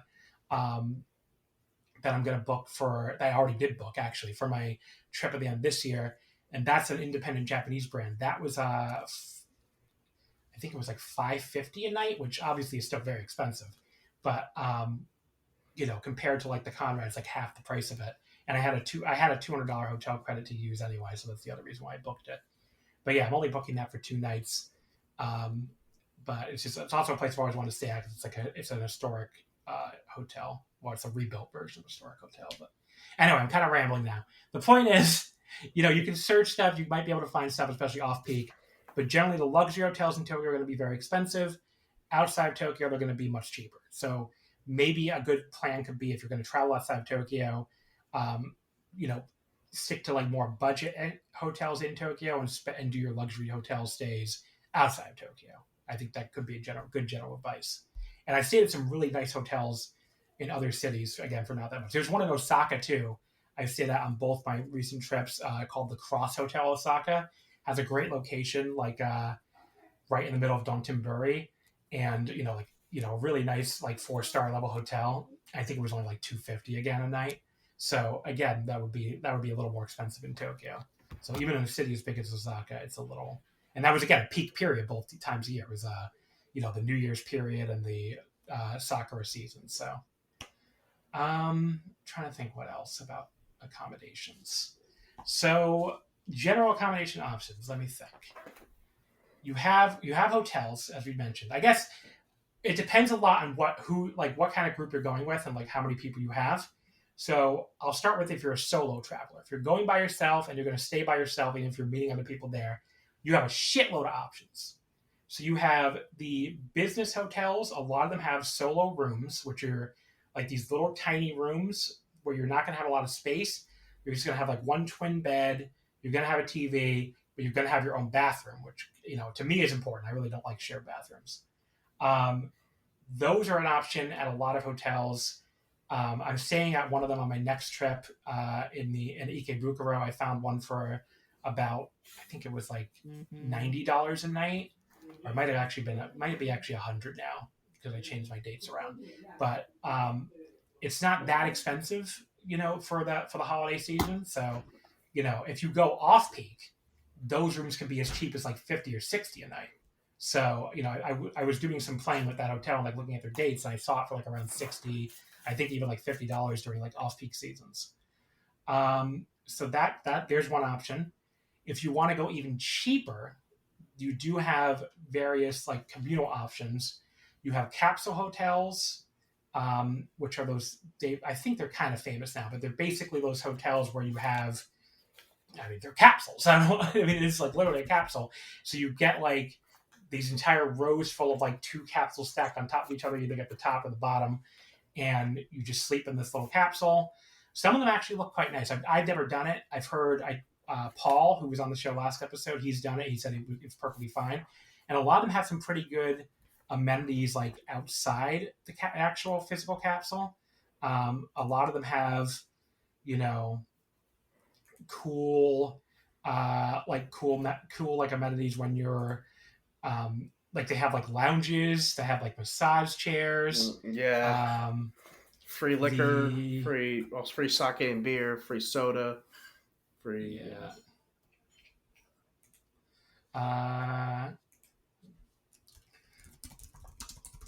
But yeah.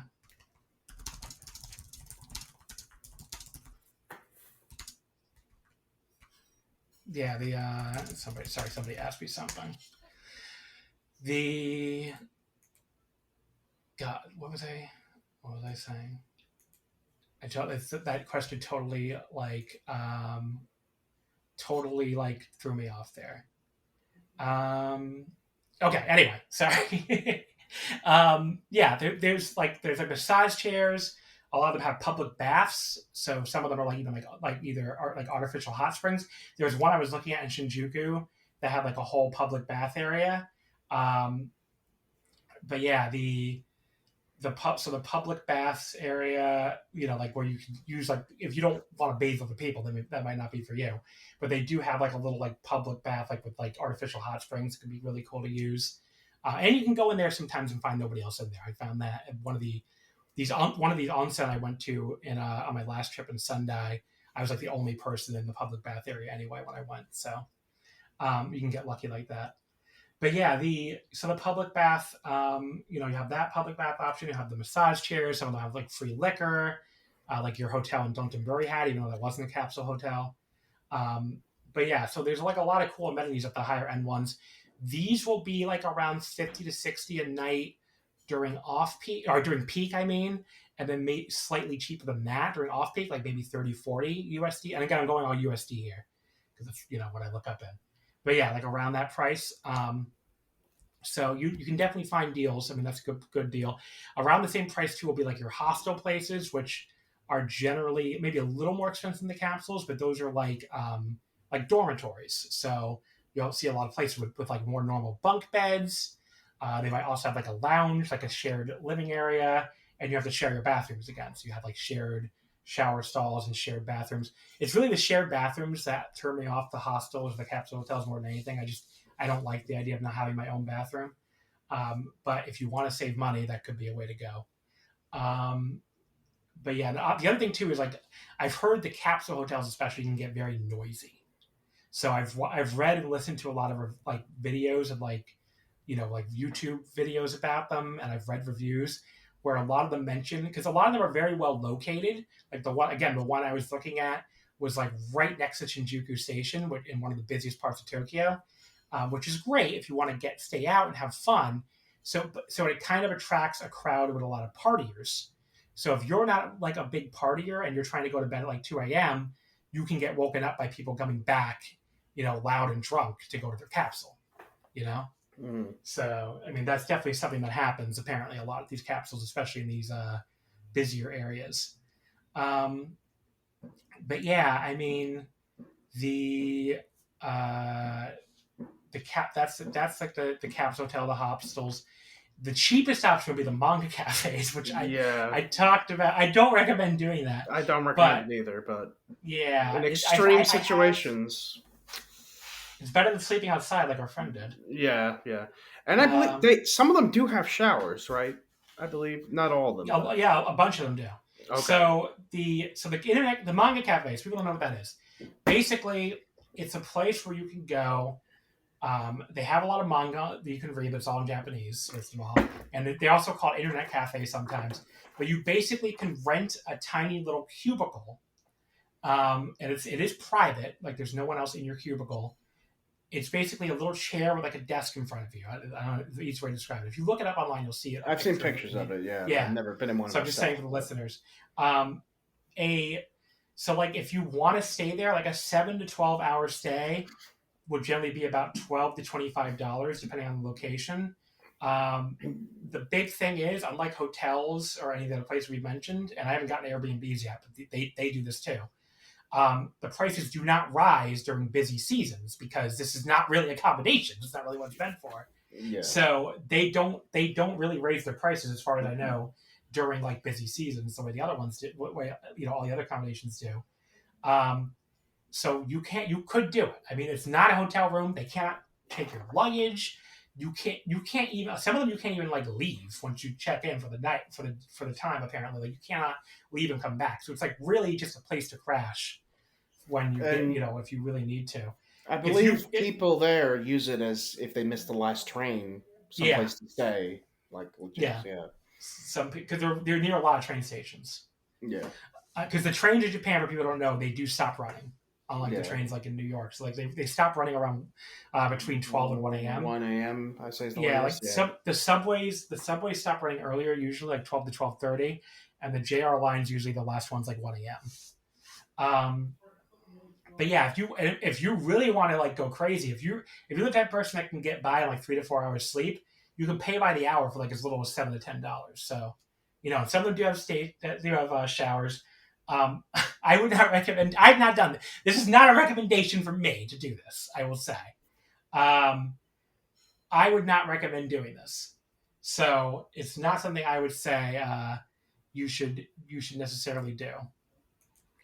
But yeah, let me see what else. Close to major train stations. I said that already. You can't really book these in advance. They can't store your bags. I mean, there's a lot of downsides. So I'm not recommending this, but it is an option. I haven't even mentioned Airbnb yet. So for people who don't know, and again, I assume this is most of you, Airbnb, they passed some kind of law regulating it. I believe this was either in 2018 or early 2019 this law passed, because when I first started going to Japan, 2016, 2017, there were a ton of Airbnb options. When we came back in 2019, the number of options had drastically reduced, and it's because they started heavily regulating the Airbnbs with this new law. So the number of Airbnbs are nowhere near as many as in some other cities. There's a few pain in the ass things with it now, where you have to like give them you have to register your passport with them. They have to like take down your name and your passport. You have to have a photo of everybody's passport in the room. It's kind of annoying. So that started in 2019, and like there are just way less of them now since they passed that regulation. I think if you're by yourself or like just with like one other person, I think Airbnbs are not worth the hassle. They don't really save you that much money over the cheaper hotel rooms. Like I would rather be in like a regular hotel room, because the Airbnbs, they tend to be much further from the train stations, which you're going to do so much. Might not sound like a big deal, but like you're going to do so much walking in Japan in general. You're not going to want to walk 20 minutes from the train station to your Airbnb every night. It's just annoying. The quality varies a lot. I feel like that kind of goes for Airbnb everywhere, but I think it goes even more for Japan. You really have to like dig deep in the reviews. And I will say about the train thing too. Whatever fucking time they tell you, this is again from personal experience, whatever time they tell you it's going to take to walk to a train station from the Airbnb, you should mentally add 10 minutes, because they always lie. And you can't see the exact address, when you book an Airbnb, until you book it. So if they say it's 5 minutes, assume it's 15. If they say it's 10 minutes, assume it's 20. If they say it's more than 10, I don't know what you should assume, because they never say it's more than 10. So, but yeah, they tend to be really far. To me, like they fall in this awkward middle zone where they're like more expensive than the capsules in the hostels, but they're not as nice as the hotels.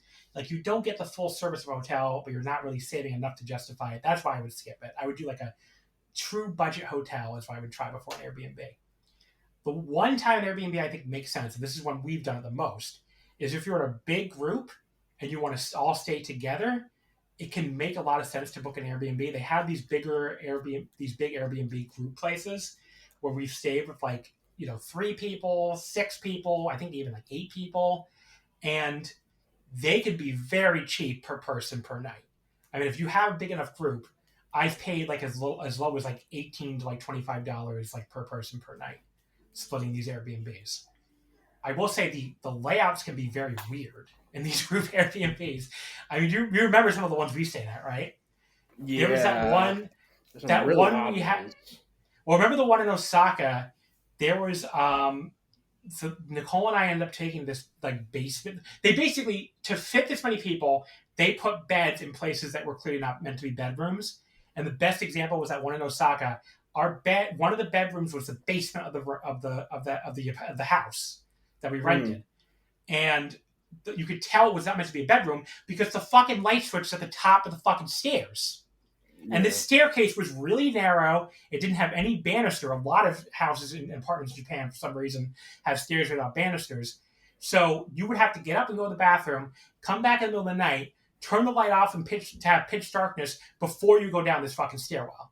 I thought I was going to fucking like trip and fucking break my neck every time I did that. So it is not, you basically have to use your phone to like light the way. Because otherwise it's really, really weird.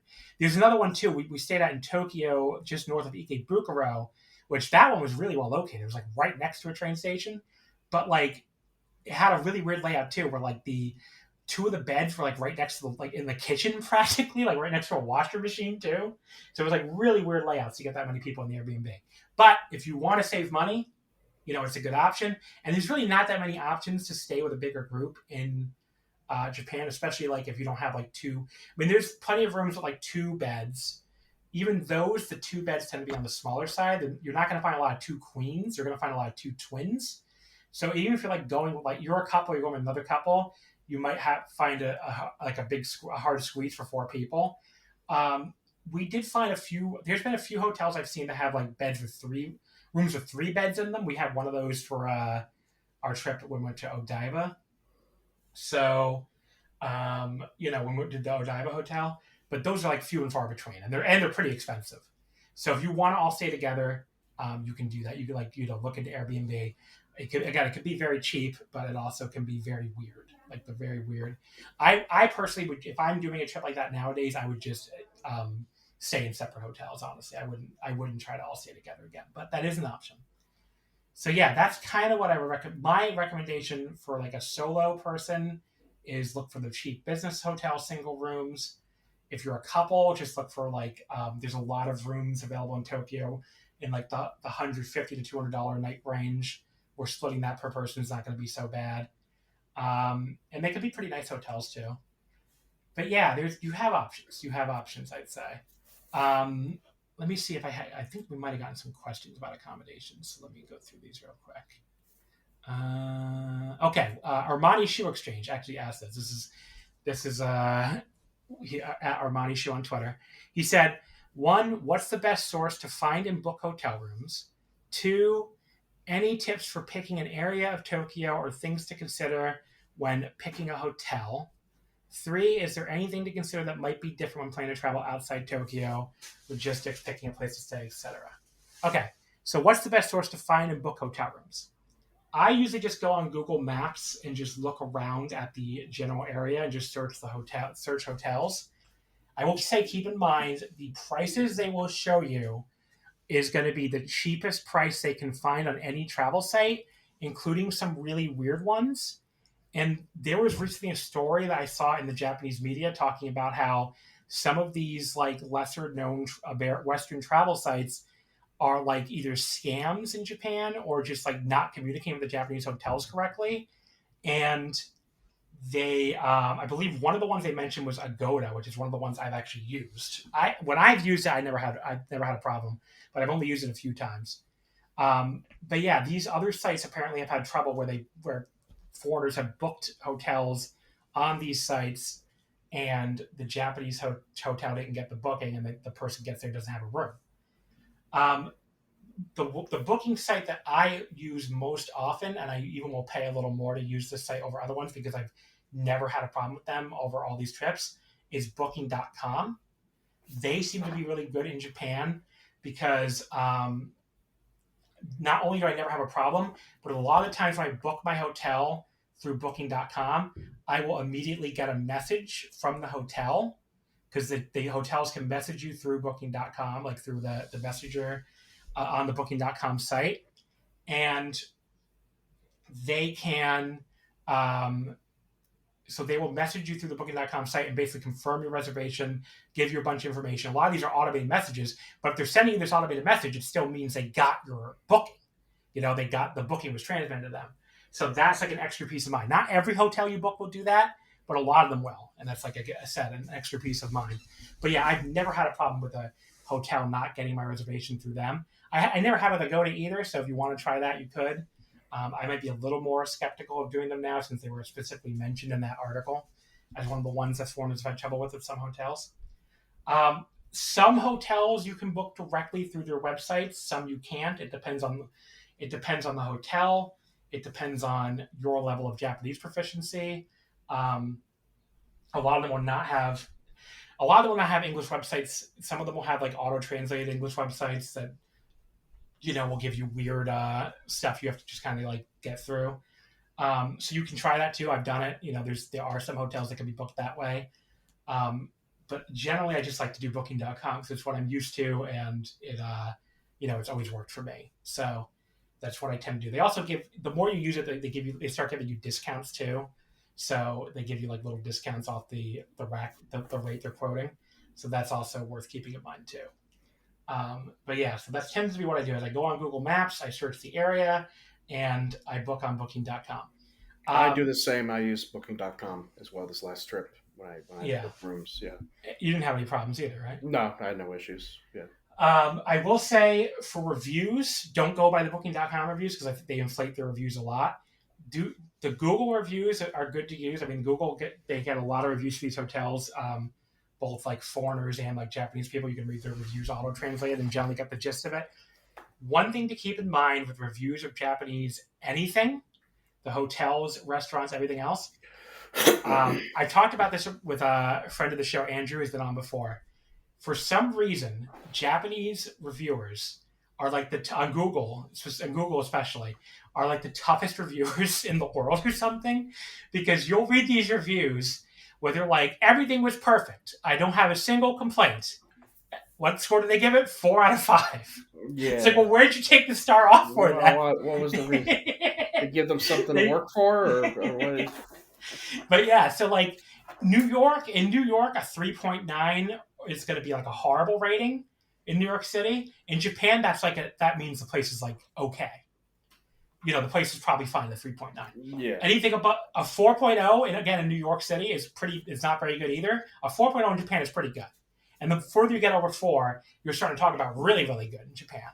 So you're just not going to see, you're never going to see ratings close to 5, unless it's like a place that like just opened, doesn't have that many reviews. Like you're a 4.4. When I see a 4.4 in Japan, I'm like, that place must be great, because it's like, again, Japanese reviewers are these weird, super hard reviewers. So yeah, I mean, that I guess is what I would say about the booking hotel rooms. Any tips for picking an area of Tokyo? So that's a really good question. So you want to pick something, if you're going primarily for wrestling, you want to pick something that's on a train line, that's either on a train line that goes directly to the Tokyo Dome area where Korakuen Hall is, since you're going to go to Korakuen Hall a lot, or at least it's like only one transfer and it's a quick transfer. Because you're going to go to Korakuen a whole bunch of times, especially like Wrestle Kingdom season, and you're going to want to be close. So some areas I've stayed in, so there's the area right around the Tokyo Dome / Korakuen is called Suidobashi. We've stayed at an Airbnb in that area. I've stayed in a hotel in that area. The hotels, again, are going to be very expensive during Wrestle Kingdom season. If you're outside of Wrestle Kingdom season, they're not going to be that expensive, generally, unless like there's a big baseball. If you're going during baseball season, there's like a huge like Tigers and a Giants series. They'll probably be pretty expensive because that's a really big draw. But yeah, so there's that's an option. I mean, it's generally a quieter area, so it's like not like a super, super bustling area or anything, if that means that could be a positive or a negative depending on what type of person you are. But, it's generally it's like very residential once you get right away from Tokyo Dome Arena or Tokyo Dome City, as they call the area. So yeah, that's like one option. And there's a few hotels over there. Did you stay with us at Tokyo Dome Hotel? I can't remember. Yes. I thought that place was pretty good. I thought that place was pretty good too. Yeah, it's not like a great hotel or anything, but it's like a 4-star. If you go outside of like a peak period, it's not that expensive. And when they say Tokyo Dome Hotel, they really mean it. I mean, it's right smack dab in the middle of the Tokyo Dome City. So that's like basically the closest you can get. I'm staying there like only one night on my coming trip. When I come back to Tokyo at the end of my trip, I'm staying there the January 10th because I'm going to go to those 2 starting Korakuens, so I'll just be right there. I think if you're going outside of Wrestle Kingdom season and you're going to go to Korakuen, a bunch of times, that Tokyo Dome City is a great pick. That also, if you're going to a Ryogoku show along with your Korakuens, the Tokyo Dome train station is very close to the Ryogoku train station, so that's a very easy train. I think it's only like 3 stops or something on the Chusobo line. So that is also something you can consider. If you try to book that hotel during the Wrestle Kingdom season, I mean, it's going to be. I looked it up. It was like $450 a night. It's really, really expensive for what the quality hotel is. I would not stay there during like peak Wrestle Kingdom season. That's even if it's available for your dates, honestly. So let me see what I'm paying for my one night, and I'm paying. This is for a solo room. So for my one night, I am paying 21,600 yen, which I'm guessing is like probably like 130. Oh no, it's a little more than that now. It's like 149. So yeah, it's a little expensive for a solo room, but for the convenience of being right there for the one night with the Stardom Cork and everything, I thought it was worth it. So, but yeah, that's again a solo room. The non-solo rooms are probably more like 200 a night. So, and again, there's cheaper hotels, but it's a nice hotel and it's right in the middle of the Tokyo Dome City. So that's one recommendation. There's the other very popular areas that are going to have a lot of. First of all, there's a bunch of cheaper hotels around the Ryogoku area. So if you're going to a Sumo Hall show, I booked one of these hotels for December 27th, December 30th on my coming trip. So the hotel I booked is called Ryogoku View Hotel. I haven't stayed there yet, so I can't really tell you what it's like. But it was $129 a night before taxes. So it would end up being $470 total with taxes, which is like $156, which for a solo room, again, really isn't that bad, especially that's like peak time, like the peak of the peak, that time leading up to New Year's Eve. So, for that, wasn't that bad of a price. If you go outside of that season, you'll find it for even cheaper. And there's a few hotels around there that are even cheaper than that. There's the APA Hotel. So APA is like a chain of hotels with a weird right-wing owner. So I don't know if you want to support that right-wing owner guy, but apparently the hotel rooms are generally pretty nice for the very cheap price they charge. So I've never stayed at one, but I know a lot of people have stayed at a whole lot of them, and they tend to like them for the cheaper side. That's a Japanese chain that's all over the place. So that's one option. But yeah, the Ryogoku area has some cheap-ish hotels. And it's right on the same line as the Tokyo Dome again. So if you want to go to if you're going to like a Sumo Hall show and a bunch of Korakuens, that's another option. And that area right around the Ryogoku train station has like a lot of food. It has a lot of the Uedo Tokyo Museum is right over there, I believe, which is a museum all about the city of Tokyo and like its history, which is kind of cool. There's also the sumo stables are over there, so there's like a lot of if you want to try to like go, they have like open practices apparently. I'd never done this, but if you want to get up at like 6 a.m. and go to their open practice, you can do that apparently. But yeah, there's like stuff over there. There's that's one option. The big city districts like Shinjuku, Shibuya, Ikebukuro. These are going to have a lot of hotels, a lot of capsules, a lot of hostels. They're all very central. They're all very, they're on a million train lines. They'll get you around everywhere pretty quickly, depending on where you're going. So those can all be good places to stay. I've honestly never stayed in any of them, so I'm not really speaking from personal experience there. But those are all like options you have. I'm staying in Ikebukuro during my upcoming trip. So, and again, Ikebukuro is a good one for getting to Korakuen. I believe there's a subway line that goes directly there. I think in only like 20 minutes when I was looking it up. So Ikebukuro, it's a very nice area. I've been there a whole bunch of times. It has like a lot of like, anime geek, like weeb stuff, if you're into that too. And the area around the train station, again, is very cool. It's like, it has a lot of food, a lot of restaurants, a lot of bars, and a lot of arcades too. So that could be an area worth checking out. And there's a lot of shopping too. There's a lot of like malls over there. So that's another one I recommend. I'm looking forward to staying there for the first time my next trip. I'm thinking it's a little quieter too, like Shinjuku. I've heard people who have stayed like in Shinjuku, especially in the famous Kabukicho area. That's sort of like staying in Times Square in New York. Like it's just always going, basically. It's always bright. It's always loud. So I don't know if I would recommend doing that, but that is a place where people stay. Let's see.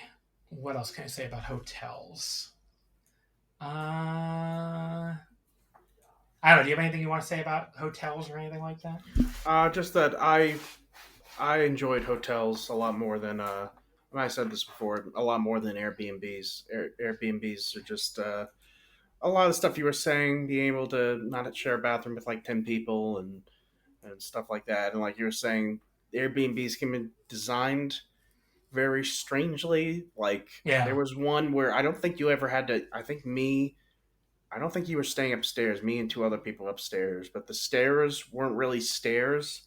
It wasn't really a ladder either. It was somewhere between stairs and a ladder. It was very strange. I guess you could say they were like the thinnest stairs I've ever seen in my life. And every time I walked up or down them, I was afraid I was going to lose my footing and fall. They were like, you had to be really, it was somewhere, I've never seen anything like it. It was like between ladders and a ladder and stairs. It was very, very unusual. But, hotels, they'll usually give you breakfast. They have some certain special things about them. Like I went to one hotel that had the massage chair. I went to a couple this past time that had massage chair free for people to use, and was serving soda, ice cream, beer, liquor. Not all day. It would close at certain points, but it was there for free.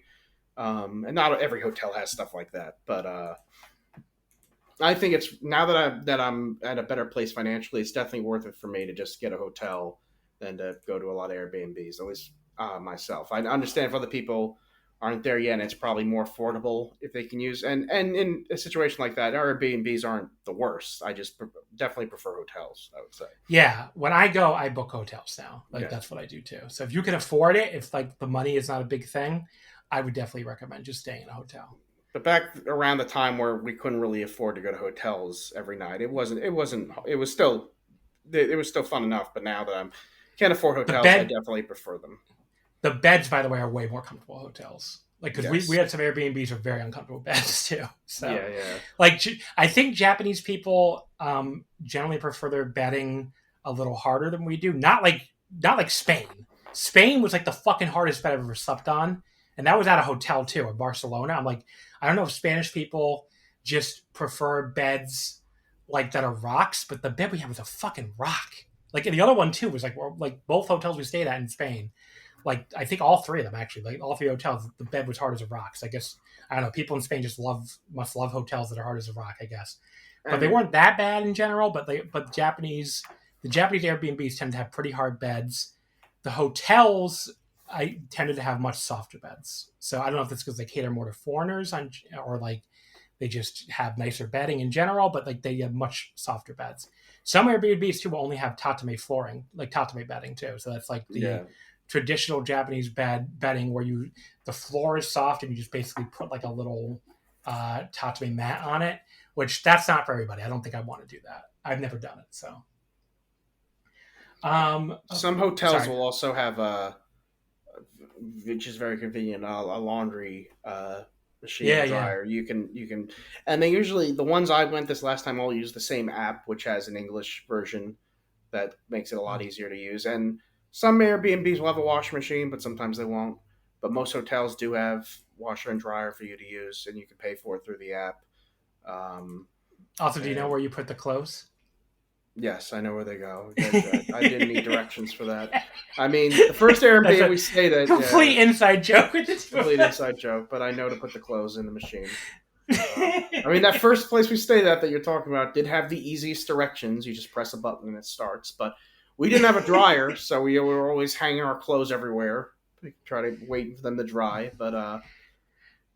Yes. I will say there's a lot of laundromats in Tokyo too. So I went to a laundromat on my last trip, and it was pretty easy. They even like had the kind where you like just the washing machine just puts the detergent in for you automatically too, which is cool. So, but yeah, so if you want to do your laundry mid trip, it's generally pretty. There's plenty of options, even if your hotel doesn't have it. So what was the third part of his question? Let me get back to it. Sorry. The traveling outside. I'll keep that for the end because I think a lot of people, especially for a first trip, are just going to go to Tokyo. But there is a bunch of stuff about going outside Tokyo, so I'll keep that for the end. Other questions that came up.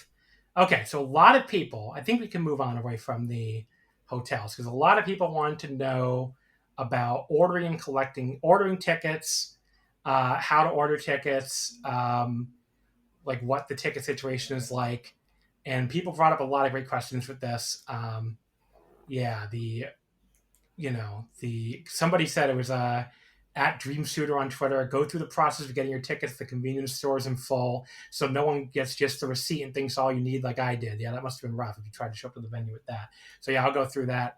And yeah, the Stardom Cast, who also asked us on Twitter, said, "How do you go about booking tickets before shows? We're doing this year for Wrestle Kingdom Week. And the idea of that's a little daunting. Any advice would be much appreciated." All sorts of questions about this. So here's what I would say.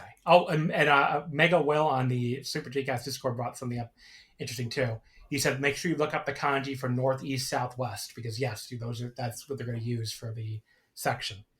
I don't really think you have to know that necessarily. You can just kind of match it to it, but it does help if you know the kanji for each direction. So, okay, so the ticket situation. When you're going to buy tickets for wrestling shows in Japan, if you're buying them before you go through one of the ticket services, keep in mind you cannot pick your seat. All you can pick is your section. So if you want you're not going to know your specific seat generally until you go to pick up the ticket in Japan. So that's worth keeping in mind. If you want to pick exactly where you sit, your only option is to wait until you get to Japan, go to the venue or go to the promotion's prior show, and then they'll have like a paper map where you can look on the map and they'll say, here, we have these tickets available. Where do you want to sit? And you can point to where you want to sit and they'll give you the tickets right then and there. That's what I did for the All Japan Korakuen, because Paul and I went to the 2 trips ago. We went to the All Japan December 31st show at Yoyogi, and they basically the same way. Remember how Ring of Honor used to do this? They would sell the tickets for the next show. Yeah, at the previous show in the city. They still do that there. So they had a booth set up where you could go over there and buy tickets to any upcoming shows, and they would have a map of each venue, and they know exactly what tickets they have on hand, and you could literally pick down to the seat number where you want to sit. So that's what Paul and I did. We bought our tickets for the January 2nd, or was it 3rd? I don't know, one of those two. I think it was 2nd, because I think the 3rd I went to the New Japan press conference.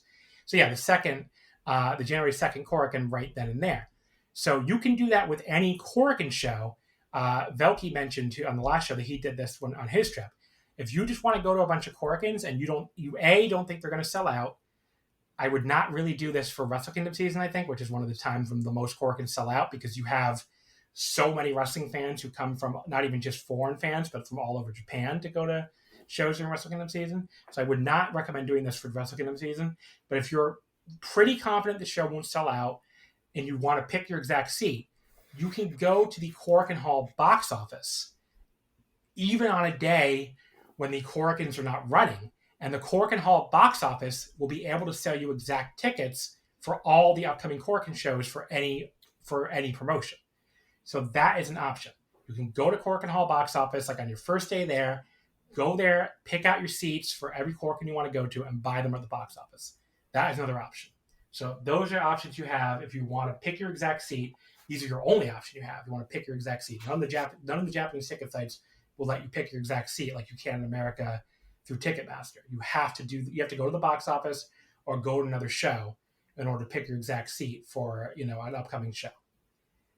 Now, your options, if you want to have more peace of mind and know you have your ticket before you even get to Japan, you have several options for this.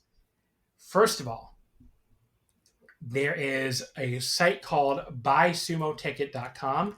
This is good, or buysumotickets.com. This is going to be your easiest option if you know nothing about anything in Japan. You don't want to mess with Japanese websites. You just want to, you just want to buy your tickets as easily as possible. It's basically a ticket ordering service where you go on their website. They have a list of upcoming shows. You click on it, you click the ticket type you want, and you click the number of tickets, and then they buy it for you. I believe they pick up the tickets and they ship it to you.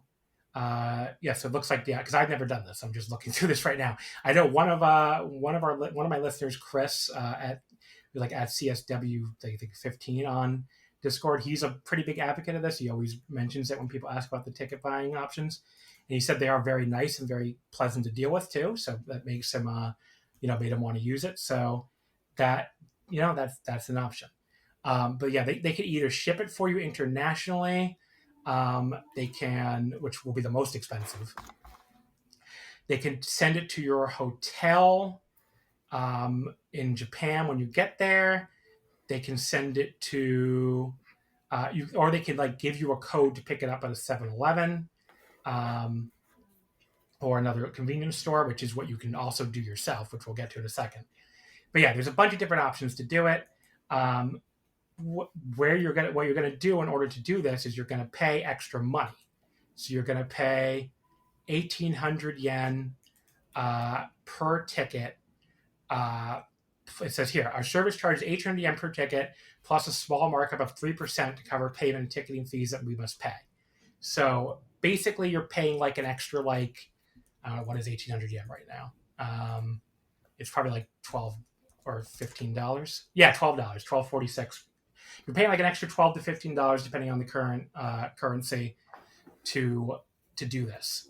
So that's an option. So if you want to do probably the easiest option, you could do that. They can even do apparently the New Japan public pre-sale. That costs an extra fee of 1,800 yen per ticket. So yeah, that is another option. But yeah, there's I believe they're just talking about the New Japan. I think they just have their own Team New Japan fan account is what they're talking about. But yeah, that's another option. So that is, again, your easiest option if you just don't want to mess with Japanese sites at all and you just want to go through somebody who does all the work for you. If you're more willing to do this yourself, I don't think it's that hard. I personally never use BuySumo tickets. I personally always do it myself. So here are the options if you want to do it yourself. When you go to the other thing I should mention, New Japan itself will run foreigner ticket sales for a lot of shows now. I've seen them for all sorts of shows. I don't recommend doing this, especially for Wrestle Kingdoms, because it means you're going to get sat with all the other foreigners.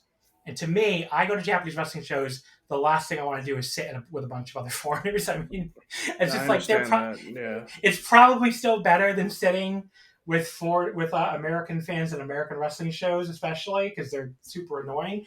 But I would rather sit with Japanese fans and get the entire Japanese experience than sit in a foreigner section. So that's not something I would ever do. But that is also an option for New Japan specifically. I think they've done it for big Stardom shows too. So that is an option.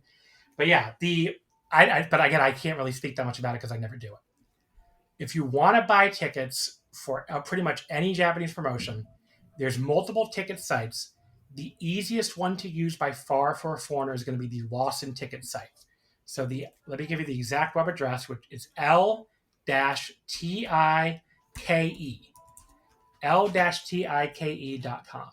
If you even just Google, though, if you put in Lawson ticket NJPW, it will come up as the very first option. Just click on that and it will take you right to the New Japan page with all the New Japan events. If you type in, same thing, I believe this works for Stardom too, type in Lost in Ticket Stardom, it will come up with the very first option, all the Stardom events. So they have promotion-specific events or promotion-specific pages for each promotion.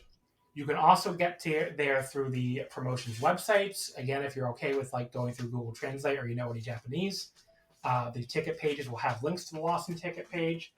But yeah, you can also just, like I said, type in Lost in Ticket NJPW, Lost in Ticket Stardom, Lost in Ticket AJPW. It works for almost any promotion.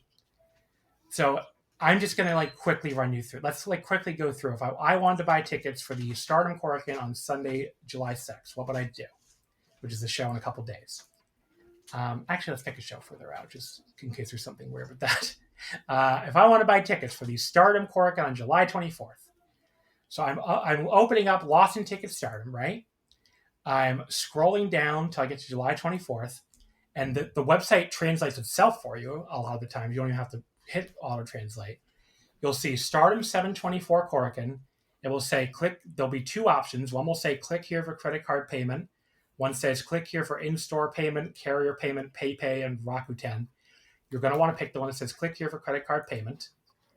It takes you to a page where it lists what's currently available. Wow, they've actually sold. Look, Stardom is so hot right now. Oh my God, they've sold a lot of tickets already. So it shows you what's currently available in each section.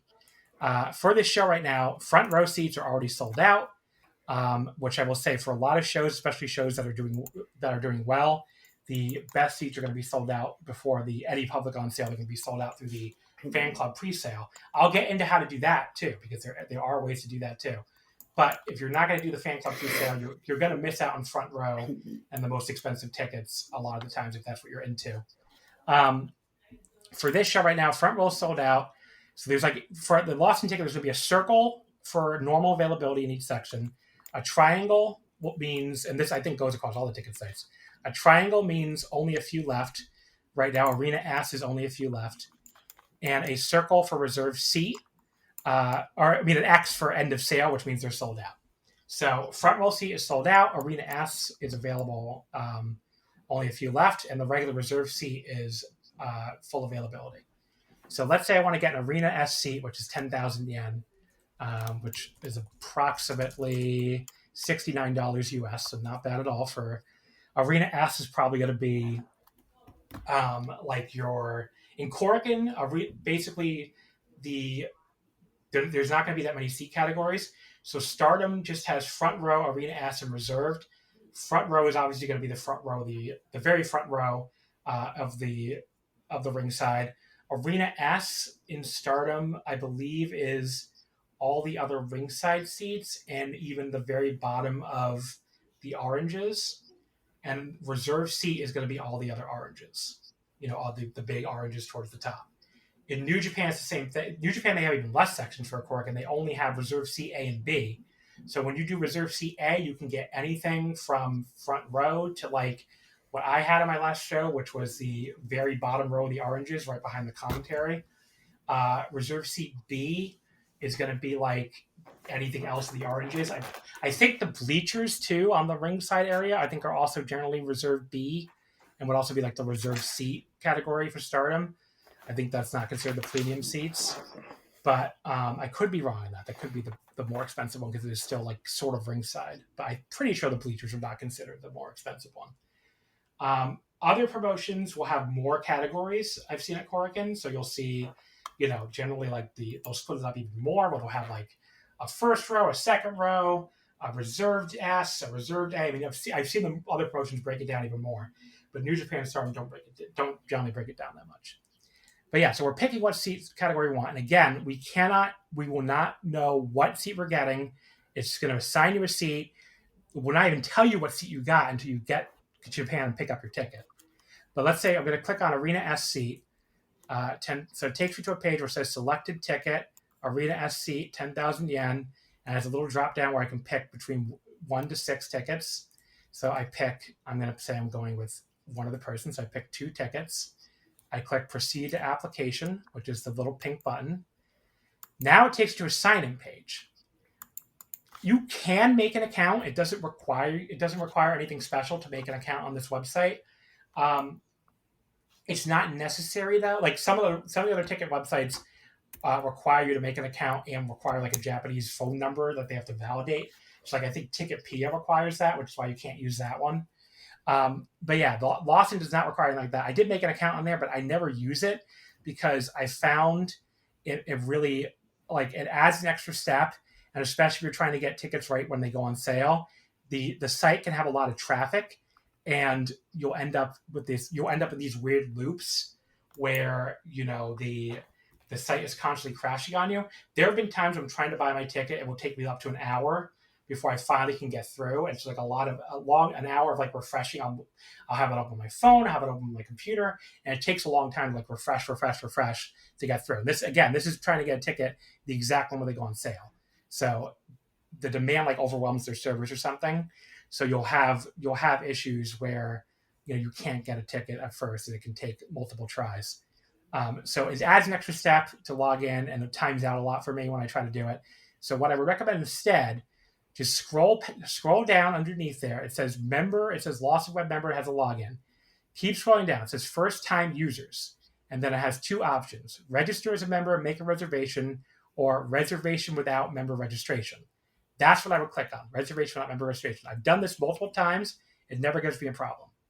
So put in then it'll ask for your email address and your phone number.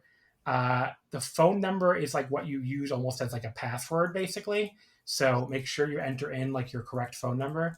But yeah, you can. But it will take an American phone number. If you put like, I'm not going to read off my phone number on the air, but if you put like 1 and then your American phone number, it will take it. So it doesn't require a Japanese phone number. Then click again the pink button again to the next. At that point, it will take you to another page where you're choosing it already has choose a pickup method over the counter pre-selected and payment method credit card pre-selected. It will ask you for a password. Basically, you have 4 digits. You can just put 4 numbers. You can put letters or whatever. I just tend to put the same thing every time. And you're basically making like a one-time password for your ticket, for your ticket thing, for your ticket purchase, basically. The part where I can see people having an issue. Oh wait, this is new. This is now requiring. Okay, hold on. This is now requiring a Japanese prefecture. Interestingly. Okay. Am I finding out live on the air this doesn't work anymore? We'll see in a second. Let's see. But let's see, because it definitely. I remember it asking for that when I just did my tickets for these shows like 3 months ago. But yeah, so I put in that. It says applicant information. It asks for furigana, which is basically it's asking you to type your name in Japanese katakana, which if you go to like Google Translate and just type in your name, which in my case, I'll just type in Carol. It will show you how they would be in katakana. You can just copy it. So mine comes out as Kyaru. So you just copy that. And then John, it will also show you like John, which is, if you don't know how to type in Japanese, same thing. It'll be John in katakana. So just copy and paste it. I'm just going to try putting that I'm in Tokyo. Let's see if it asks me for any kind of proof or anything. Okay, it doesn't. So good to know. All right. So you'll hear a little edit there, folks, where I was trying to figure out why it wasn't working. You have to enter it in full width katakana characters and full width alphanumeric characters. This is going to be a little hard to do, honestly, if you don't have any experience typing in Japanese, because it's going to be a little weird. So this has actually gotten harder since the last time I used it. But I did get it to go through eventually. It seems like it's not a problem. If once you can get to that point, apparently it did eventually work. But yeah, it is just a little bit weird that they now require that. So basically, you have to download a Japanese keyboard, and then you have to type in full width alphanumeric characters, where you type in your first and last name. and then full width katakana. So just make sure when you go to your keyboard selection part that you're picking full width alphanumeric for the part that's basic in English, and then full width katakana for your name in katakana. They did not used to require that, but where it asks you for where you live too, you can pick. As far as I can tell, you can pick any prefecture in Japan. It's not a big deal, and it will let you go through. The credit card situation. This is where some foreign credit cards will not go through on their site. So they will not take almost any American Visas and a lot of American MasterCards. If you have an American Express card, you can use American Express. I've never had a problem with any of my American Express cards getting it to take them on any Japanese site, including Lawson Ticket. They always take it. So that is the one I would recommend using. If you have an American Express card, use that, because American Express, they have this added like security feature where it asks you to confirm that you're but basically it like asks you to confirm that it's you. Like it sends a message to your phone or your email address. Yeah. And once you go through that, it will approve. American Express will always approve the transaction. So American Visa, even if you have that feature, apparently Visa always blocks it. Like the Lawson will not take American Visas. MasterCard, I've heard, is more hit or miss. I don't know about Discover. And I really don't know about like other countries' cards, so that I can't tell you honestly.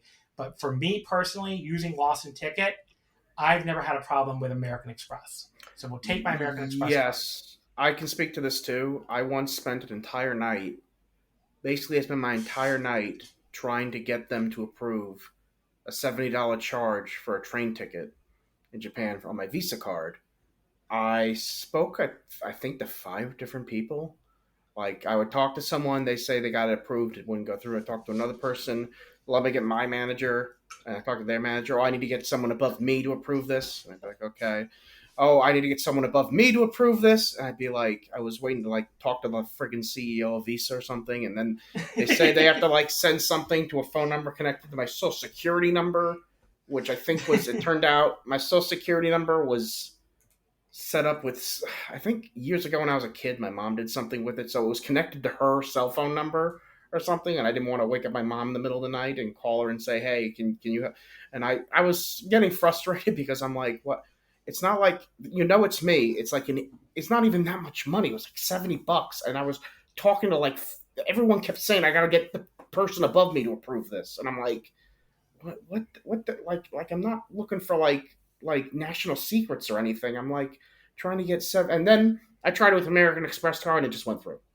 Yeah. So yeah, I don't know why certain credit card companies are so like paranoid, because I've had a lot bigger charges on this same card that were obviously fraud charges that they just said, oh, you're good, and never even contacted me about it until I saw it.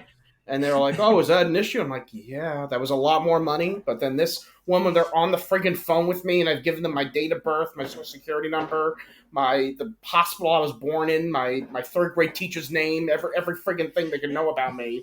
And they're still like, well, we have to, I'm like, yeah, I don't know why there's such a pain about that. But I had some other friends who used their Visa card and it went by with no problem. But most of my friends on this last trip, they just said, don't even bother with Visa. And American Express will always go through. They won't give you any trouble. So you never know. But if trying to buy stuff ahead of time and using your credit card could create problems. Because I was buying it through a Japanese app for the Shinkansen.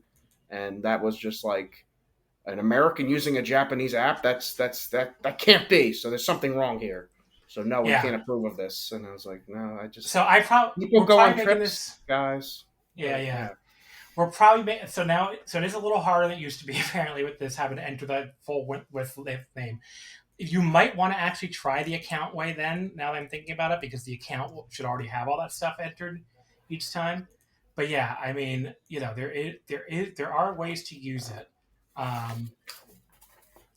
You can use through the general sale. You can use the katakana. You just have to be able to type in the katakana and the half-width alphanumeric characters. It is annoying and it's kind of weird, but once you get to work, it'll work fine. Now, when you buy your ticket, okay, so that's step one. You go through, you charged it. You used American Express and went through. You used one of the MasterCards at work, or maybe you have some miracle Visa that it'll work with.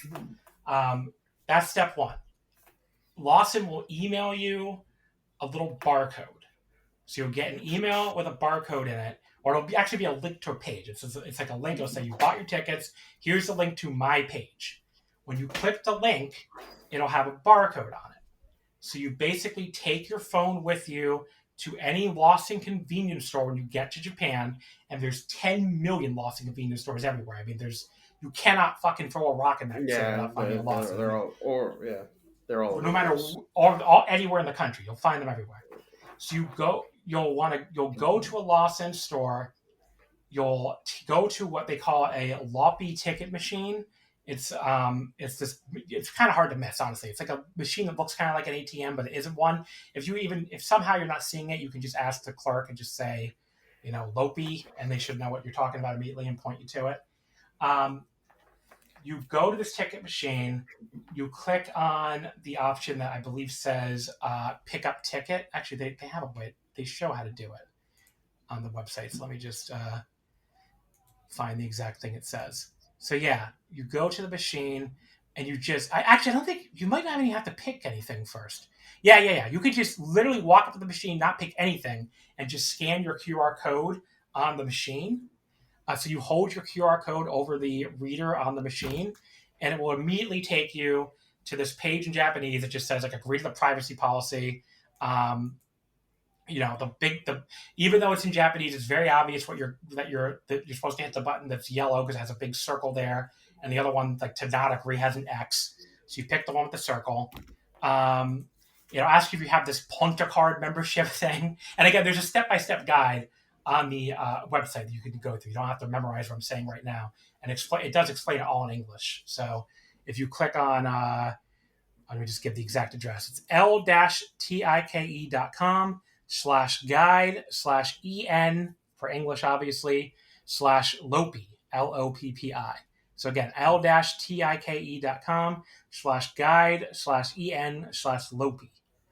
But yeah, so it'll ask you after that for your Ponta card. You don't have a Ponta card, obviously. It's some rewards thing. So just click on, again, the button that says X, it also says no in Japanese, by the way, which is EA. But it's the X one for no. It'll ask for you to enter your name.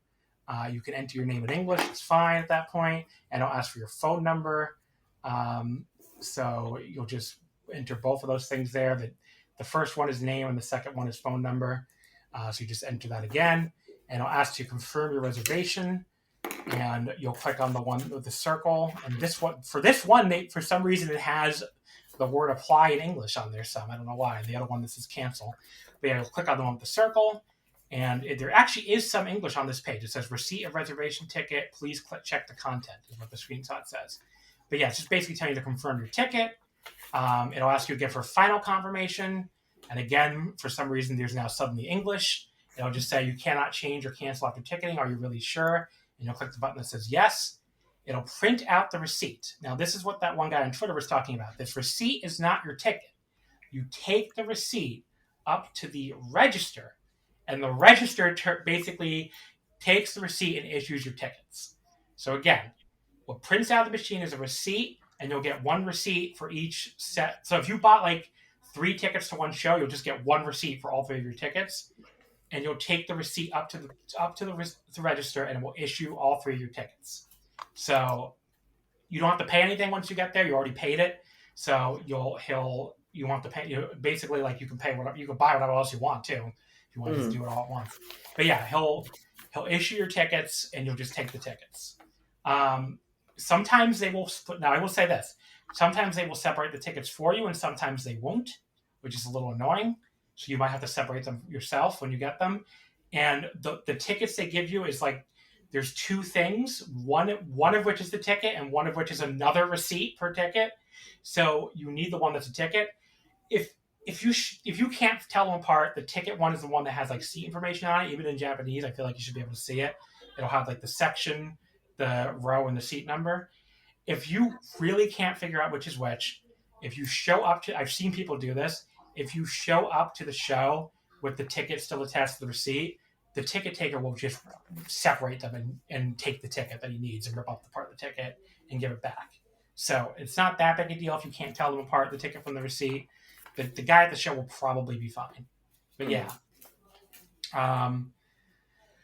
So that's how you get your tickets. If you reserve tickets for multiple shows, you can just get them all at once. You just get a bunch of receipts. I've done this before and bring them up to the register, and the guy will give you like tickets to 6 different shows. I'm sure he loves you. I'm sure he loves doing that. He probably is like, this fucking gaijin. But, they will do it. It is their job. So yeah, because the ticket issuing process kind of takes a little bit of time. But yeah, so this is basically the system. You buy them on Lawson before you go with a credit card. You go to Japan. You go to a Lawson store. You you go to the machine. You get the receipt out of the machine using your QR code from your email, and you take the receipt to the register, and they issue you paper tickets. That's how it works. I wish it was less. I wish it was less. I wish it was more like you just get tickets on your phone like we do in America now, but they really don't do that in Japan. I've only ever come across that like at a baseball game. Honestly, that is even an option. So, the baseball is ahead of the wrestling venues. Apparently, it's the only place I've ever seen that lets you do that. But yeah, this is basically how it works. So, you go through this whole process. You get your tickets. It's not a big. You can buy your tickets months ahead of time and pick it up when you get to Japan. It's not a big deal. The pickup date, like it tells you can pick them up until like the day of the show. So that's not an issue at all. But yeah, that is how I do it. I buy my tickets on Lawson. Now, the super advanced version of this, if you really want to get the best tickets possible for your favorite promotion, you can sign up for the fan club, the Japanese fan club. This is what I do with New Japan. I've been a Team NJPW fan club member since about 2017, honestly. I let it lapse during the pandemic because there were no shows to go to, but I signed back up before the last the Tokyo Dome I went to. I also just signed up for the My Stardom paid fan club this year, so I could get that for ticket access pre-sale for those shows. The good thing about signing up for the fan clubs, you get pre-sale access. I don't know how it works exactly with other promotions. This is how it works with New Japan. You get pre-sale access only for fan club members. It goes through Lawson. Just now it does. It used to go through a different site. Now it goes through Lawson. It goes through Lawson just like the other stuff does. There's really no difference in the actual purchase process besides the fact that you have to log into your fan club membership first. You have to go through a ticket lottery. So you enter. You pick a first option, a second option, and a third option. You can get up to 2 tickets for ringside, what they call royal seats, and you can generally get up to 4 tickets for other sections. And the cool thing about it, besides the fact that you'll probably get royal seats if you pick it as your first option, and the royal seats tend to sell out, especially for bigger shows. Not all the time now because the ticket sales are down, but they can sell out for bigger shows. So you can, if you want to spend more money and you want to have like really, really good seats, you can get royal seats and through the fan club. I've done it for shows. I did like 3rd row for Wrestle Kingdom when Naito won the title. So that's one option. The other cool thing though, even if you're getting a section like Arena A for the Wrestle Kingdom, or like whatever section you're getting, it will put you at the very front of that section because you're the first people who are buying tickets for that section. Because remember, you cannot pick your exact seat no matter what you do. So if you do it through, and I'm sorry, by the way, there's fireworks starting to go off in the background because now it's like 7:30. If you pick your seat for, if you pick Arena A at Wrestle Kingdom, which is like, I believe starting at the 7th row of the floor, you're probably going to get one of those first few rows. Remember, Quinlan, when we went to Dominion, we did the fan club to get the elevated first floor section, that section that's a little bit elevated on the top of the floor. We were like right in the very first row, I think, of that section. Yes, yeah. And that's because we bought it through the fan club. And so they put us right in the front. And that section goes on for like 10 rows. So the fan club people get put right at the front in those first few rows. So it's not that expensive. Team New Japan, it's like $39. You need a Japanese address to sign up for it. I just use a friend of mine who lives in Japan's address. There shouldn't especially nowadays when they used to mail you the tickets. Now that you get your tickets and pick them up from Lawson, just like with any other tickets you buy, there should be nothing stopping you from signing up with any Japanese address. Like if you look up a hotel address or something, the only thing I can think of is if they see a hotel address, they might cancel you or something. So I don't know if they do that. That might be something they do. I don't, because again, I use my friend's address, but it wouldn't be worth for $39 if you want to get great seats. I would just try it. I mean, that's honestly what I would do. The Stardom one requires a Japanese address and a Japanese phone number, but unlike other Japanese sites that require a Japanese phone number, there's no verification process. I thought there was going to be one. I remember I was actually on the phone with our friend Ethan when I was signing up for that, like telling him like, okay, we'll get ready to verify your phone number. And we went through the sign up and it's just like, wait a second, it's just telling me to pay now. I'm like, maybe there is no verification process. And we were like both shocked because usually when Japanese sites ask for a Japanese phone number, they send you a message or something to make sure you have the actual phone number. Actual number. But yeah, this is something where I would only say to use it if you're really comfortable with Google Translate and like the weird wording it can use, or you know a little Japanese and you're okay with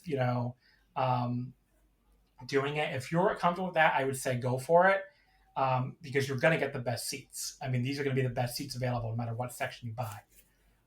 So that is another option, specifically for New Japan and Stardom. I don't know for other promotions, for their fan clubs and how it works, but it ends up being the same. You go through your fan club, you buy your ticket on Lawson, you go to Japan, you have a barcode in your email, you pick up the ticket there. So it ends up working the same. And Stardom is the same because they also go through Lawson, apparently. So even though I haven't done it yet, I have seen on the Stardom site that their fan club ticket sales go through Lawson. Their fan club is also a little more expensive than New Japan, so I think it was like $65 for the year. So, but yeah, so those are pretty much all the ticket buying options, I think.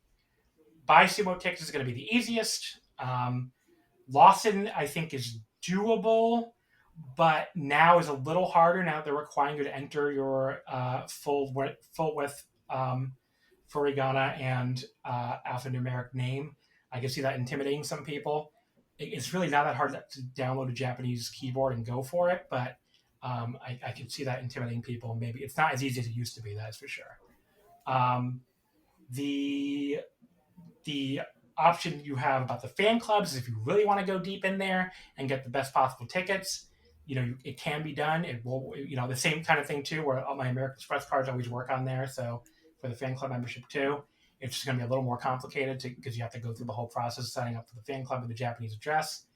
And the option for, if you're not worried your show will sell out and want to pick your exact ticket, is just get to Japan and pick what ticket you want on a map at the Korakuen box office or at the promotion's prior show.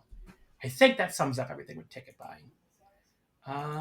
Let's see what other questions we got, because we are starting to go quite long here. So let's see. The ticket stuff was a lot. Okay, Rich Fan on Blue Sky asked me, what would be the one thing folks can get wrong on their first visit? That's an interesting question. What do you think, Quinlan? What would be one thing folks can get wrong on their first visit? I would say, I don't think anyone listening to this would do this, because somebody else asked me about this too, like the fan, like to how to be a good fan in the building. Please, so you're just saying as a wrestling fan? I'm saying I think it means as anything. I'm just gonna say in general, please try to fit in with the Japanese wrestling fans while you're in Japan. There was that Israeli guy. Do you remember this? When he went to Japan and kept trying to start Western chants the entire time. Like, I thought he was from America. No, he's from Israel. He's from Israel. Was this at the Stardom shows? It was at a lot of Joshi shows. Yeah, Joshi shows. That's what I meant. Yeah. I just assumed Stardom, I guess. But yeah, I remember hearing about that. And like one of the wrestlers even yelled at him to shut up in Japanese. He was like, "Usai!" I forgot who that. I think it might have been the Nai Takahashi actually. I mean, I didn't see videos of it, but I heard about it. How he would just keep going even though no one was joining in. And yeah, I mean, like that's here's what. Just get the point. They're not doing. They're not. Yeah, if you want to fit in at the Japanese wrestling shows, just do as they do, which I really don't think is that hard. No, do the wrestler calls. That's what I do, and I do them a lot now because I'm very comfortable doing them.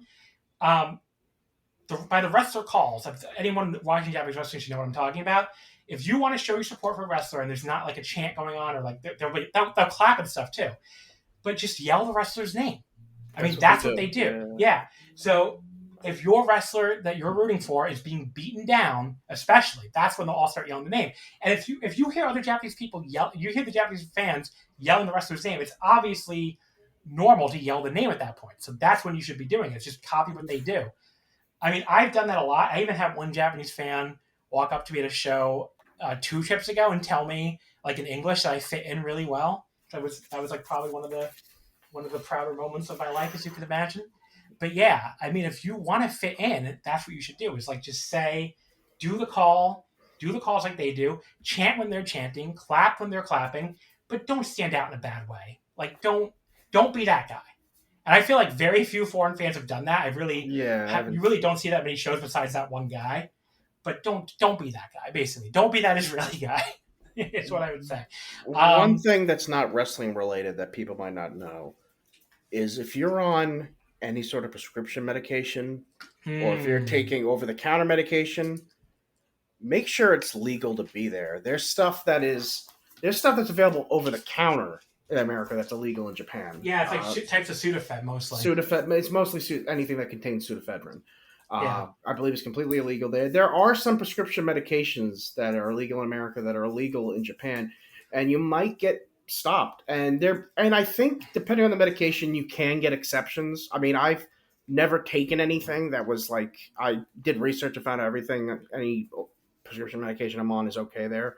But it's a good idea to check. And if it's something you need, I believe there are ways to get, don't take my word on that, but I believe there is a way to get exceptions for yourself. There's some stuff I don't think they'll make any. There's some they won't do exceptions for. Okay, can I give a big one? You probably know, but yeah. Okay, yes. Yeah. If you're on ADHD medication, the really common one, I can't remember the name now. Adderall, thank Ritalin. You. Yeah, Adderall, Ritalin, because it's like a stimulant. They will not make exceptions to that apparently. No, they won't make You cannot go to Japan. So I actually started getting medicated for ADHD this year, finally, after a long time, which believe me, I need it. I have very, very bad ADHD. And I specifically told the psychiatrist, I think that's the one that can prescribe, right? Psychiatrist, I think. Yes, psychiatrist. I specifically told the psychiatrist when we were talking about this, I was like, can you please make sure you give me the type of ADHD medicine that can actually be taken to Japan? Because I go to Japan one that's not controlled. Once a year. And I do not want to take something that I'm going to have to get off to go to Japan. And she ended up prescribing me atomoxetine, which I think is generic for, what is it called? Cetera, maybe? Is that what it's called? Let me just look it up. Atomoxetine, generic for what? Atomoxetine is a generic for Strattera. That's what it is, Strattera. So that one is not a stimulant, and it's helped me. I'm on atomoxetine, and it's not but it's not a controlled substance in Japan, so you can take that one to Japan with you. Because I did make sure of that too before I went, and it's like, it is specifically not a controlled substance. You can bring it into Japan, so that was good to know before I went. I'm trying to think, what else could somebody miss?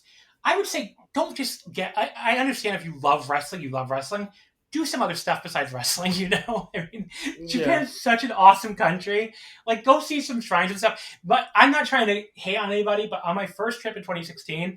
It was like just me and Joey Bay, Joey Bay, another very nice guy, who the only ones seemed to care about like seeing shrines and stuff. And I was amazed. I was like, doesn't anyone want to see this fucking country while we're here? Like, there's more to Japan than wrestling. I go to a lot of wrestling shows, and I go to a lot of wrestling, bars and stuff and restaurants. But there is more to Japan than wrestling. So I would say, go see other stuff. Even if it's only a little bit, I would say go see other stuff. One of them asked about merch. The merch lines are really, really long, especially at like bigger shows. A lot of the promotions now, so I noticed this at Stardom, and then Sendai Girls was doing this too. They basically give you a menu, and all the different items will be on display with like a little like letter and number. And you have to enter the letter and number on your little menu and check mark next to the one you want. This can be a little weird if you don't know any Japanese, but you can basically, you can either try to use Google Translate, or I just started asking them. I'd just be like, sumimasen, And then I don't know what the exact Japanese phrase I used was. I think I just like pointed at thing and said like, so what the hell is to buy again? I remember I looked it up. I think to buy is like, cow. There we go. So I think I would just say like, sumimasen, kore wa, or kore o kaimasu, I think is how, sumimasen kore wa kaimasu, which is like, I want to buy this. So, they even if I'm not saying that exactly correctly, they did understand what I was saying every time.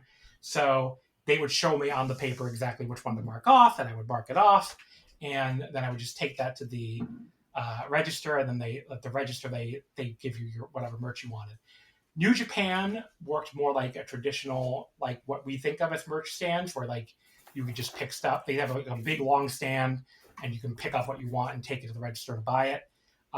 The line, I will say, the New Japan lines are very long, even for like house shows and stuff. But like, if you're in Tokyo, there's really no reason to go buy your merch at shows, especially Wrestle Kingdom, where like the line, when you first get there, you'll see this gigantic line, and you'll think, this is the line to get in. This is horrible. But it turns out this giant line going under this tent is just for merchandise. Yeah, I saw like Wrestle Kingdom. Yeah. So, but I don't know why so many people buy their merch at Wrestle Kingdom, because New Japan has a fucking 7-day-a-week store, like a 5-minute walk from Korakuen Hall in Tokyo Dome. So, and I think it has all the same shit. I mean, I've been in there a bunch of times, and it tends to have the same stuff. There might be exclusive events. There might be exclusive items. Yeah, there might be exclusive items. But yeah, that's probably why there's so many people line up. But yeah, the house shows I went to, when I went to the house show on my last New Japan show, I literally didn't bother going at the start of the show.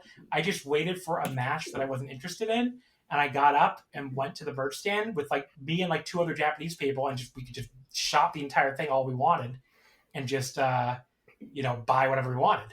So that was really nice. We had like the whole stand to ourselves instead of having to wait in this big long line. So obviously some stuff might sell out if you do that, but for like a smaller show especially, you'll probably find most of the stuff is still available.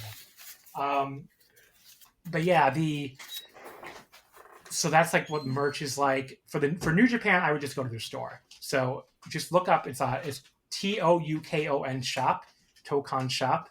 It's right in Suidobashi, right by Korakuen Hall. Basically, it's like the other side of the train station from where instead of walking towards the Korakuen Hall, you walk away from it. It's like a 2-minute walk from Suidobashi station. So it's like very easy to get to. And they have a lot of merch in there, so that's always a stop for me. So that's one place to get merch. There's a famous store too called Todokan. That's TOUDOUKAN. That moved, so it's now by Sugamo Station. So it's really not that. I don't think that's that far either. It's on the Yamanote line, which is it's the big loop line all around Tokyo. So it's pretty easy to get to. But yeah, Todokan, that has a lot of older merch. So a lot of people go there just to like look through it. I honestly haven't even been to their new location, so I really want to do that on my next trip. I just keep forgetting to go, honestly. But I've been to their old location when they still were right by Korakuen Hall too. But yeah, that's Todokan. That's like they have a lot of older merchandise, like used Japanese wrestling merch. So that could be cool to check out. There's also this one store in Nakano Broadway that has a lot of old Japanese wrestling merchandise. Do you remember that place? Like all the vaguely. Yeah. So Nakano Broadway is like this otaku mall, basically, is the best way I can put it. It's a mall full of like secondhand anime stores in Tokyo, which very, very highly recommended, by the way, if you like anime or manga or games. I always go there. I always go there too. But one of their stores actually has a bunch of old wrestling stuff. They have like a bunch of masks. They have a bunch of old figures, and they have even a bunch of old wrestling DVDs. So even if you're a wrestling fan, I think it's worth going to check that one store out. And it's easy to find which one because when you enter so all these stores are part of this chain called Mandrake. And you can, the Mandrake will, if you go to any of the stores or if you just look for this little, at the very start of the mall, there's like a little like display that has the maps. They have a Japanese map and an English map. And the map, obviously I would take the English map, and the map on there has a full listing of each store and where it is on what floor and what each store has. And the wrestling one literally says, like, this store is the one with wrestling. So you just go to that wrestling. That's how you can find the wrestling store. They have one with like all used train stuff too, which is kind of cool. But yeah, I guess this is now just me going over places to go that are wrestling related. So let's see. There's Ribera Steakhouse. You've never been there, right? Because I went there on my very first trip in 2016. So Ribera Steakhouse is the famous steakhouse that caters to wrestlers. If you go there's a lot of wrestling photos on the wall. There's 2 locations. The Golconda one is the original, and the other one is the second one that the guy's son opened. I believe I went to the second one, which even though it's not the original, still has tons of wrestling merch all over the walls and everything, and like signed merch and everything. The second one is in Megiddo City. The problem with the second one is it's kind of far from anything. You kind of have to it's one of the only things in Tokyo you really have to take a bus for, or like walk a really long way or take a taxi. But it's so much bigger than the first one that it's much easier to get a seat at, which I assume is why we went to that one. The Golconda one is much smaller, so it's harder to get a seat, apparently. I wouldn't say I'd recommend this place for the food, by the way. It's really just for the gimmick. They just serve like a very basic steak, rice, and like corn. And it's like not like there's so many better places to eat in Japan. I've never gone back here, honestly, after the first time I went in 2016 just to do it. But I feel like a lot of wrestling fans will want to go to it, but because it is very famous for having lots of wrestlers eat there and getting the jacket and everything. So I've never been to any of the Tokyo wrestling bars. There's the Dropkick bar from DDT. The time I tried to go, it's very hard to find, I thought, when I went trying to find it. It's in Middle Shinjuku. And the one time I found it and tried to go to it, they were doing like some kind of private event that was closed. And Toru Yano's bar that he has, his sports bar, which isn't really even a wrestling bar apparently, it's very hard to get in, especially for foreigners apparently. I've heard people try to go to it and just been like turned away.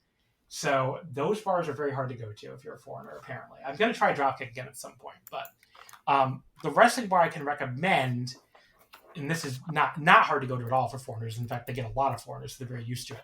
If you're going to Osaka, it's called Pro Wrestling Bar Count 2.99. I've talked about it on this podcast before.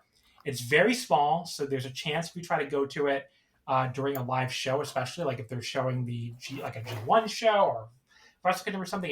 It will fill up. I mean, it's filled up. I've gone there pretty much right when it opens and seen it fill up after I got there, like an hour or two later, even when like there's nothing going on really, because there's only like 5 seats at the bar, and then there's like 2 little tables that can each fit 4 people, so it's very tiny. So you want to go like early if you want to like guarantee you actually get in. But yeah, it's right in the middle of the very cool Dotonbori area. There's like this very cool area you can walk around and go to a million bars and restaurants. And it's a very cool bar. Like the bartender's always happy to talk to you, and he knows his English is pretty good. And they're always playing some kind of wrestling show, obviously. And they have tons and tons of wrestling merch everywhere, American and Japanese. So it's very cool. You like that place too, right? Yeah, that place is pretty nice. Yeah. I don't know. You have anything to say about it before I move on? I've been there twice, but the drinks were good. Just kind of small hole in the wall, but all the decorations, all the stuff was pretty nice. So unfortunately, we went there on WWE night the second time. Yeah. What are you gonna do? But yeah. The last time I went there, they were playing Tokyo Joshi. I told that story already. Nicole buried it. She did not like Tokyo Joshi. She was like, "Why are the wrestlers working so like this comedy? It's like they're not even hitting each other." I'm like, "Oh, geez, okay." Like she's expecting like a certain level of violence, I guess, in her Joshi, but she wasn't getting it. But yeah, so that was bar count 2.99. I mean, the other cool thing too, when you enter the bathroom, it plays a random entrance theme, like out of the speaker. So it's like you get your own little private entrance to the bathroom. So I remember that. Wow. Yeah, it's really cool. Maybe that's new then, because they definitely have the last 2 times I went, and you haven't been there since like 2019. Yeah, I haven't been there since then. Yeah. So yeah, but they play like a little entrance theme when you enter the bathroom. It's very cool. There's 2 other bars I want to mention that are in different cities you may or may not go to, but they're both worth mentioning because they're the only bars you can go to that actually have wrestling shows. So One of them is called Ring Soul in Kobe. I talked about this on a lot of my Japanese wrestling trip podcast, but for anyone who didn't listen to that, it's this little bar with like a full-size wrestling ring. It's in downtown Kobe. They run Kobe American Pro Wrestling, which is Brother Yachi's promotion, runs shows every Saturday, and other promotions run on Friday. No, I'm sorry, they run shows every Friday, and other promotions run Saturday, I think. Yeah, maybe I had that reversed. I don't know. There's shows Friday and Saturday. I don't know which. I can't remember which. Actually, I think the other promotions run Friday and Kobe American run Saturday. I think that's how it works. So I'm pretty sure. But yeah, so that is an option if you want to go to see shows there. That was the one I went to. That was awesome. So I do highly recommend that. There's also a bar in Nagoya. This is the one I've never gone to before. That Paul, I didn't even know about it honestly until Paul told me, and then I found out a lot. They keep the promotion now. Ever since Paul told me about it, the promotion keeps coming up, which is kind of funny to me. But yeah, there's this bar in Nagoya, which is, hold on, I'm trying to look up the name again. I should have had this open. I'm sorry, everybody. But the name is escaping me right now, and I can't find it. Okay. Where the hell is it? It's a bar in Nagoya, just like the Kobe Ring Soul bar, that runs every Wednesday. I just cannot find the fucking name of it. So, which is very annoying. But yeah, let me just put it Nagoya Wrestling Bar. Sportiva. There we go. So it's basically another bar that has a ring in it. It looks a lot smaller in the pictures than the one in Kobe, which is interesting. But yeah, it's called Sportiva. It's like a bar, and they host wrestling shows every Wednesday. So that's what I'm going to on my next trip. So I'm definitely definitely looking forward to that. And yeah, the promotion is also called Sportiva. So that's another one I wanted to mention as a specific wrestling bar if you go to Nagoya. So yeah, I think that's all the wrestling specific bars and stuff like that. For venues, I'm trying to think if there's anything special about the venues. Cork Hall is on the 5th floor of the building. Remember that?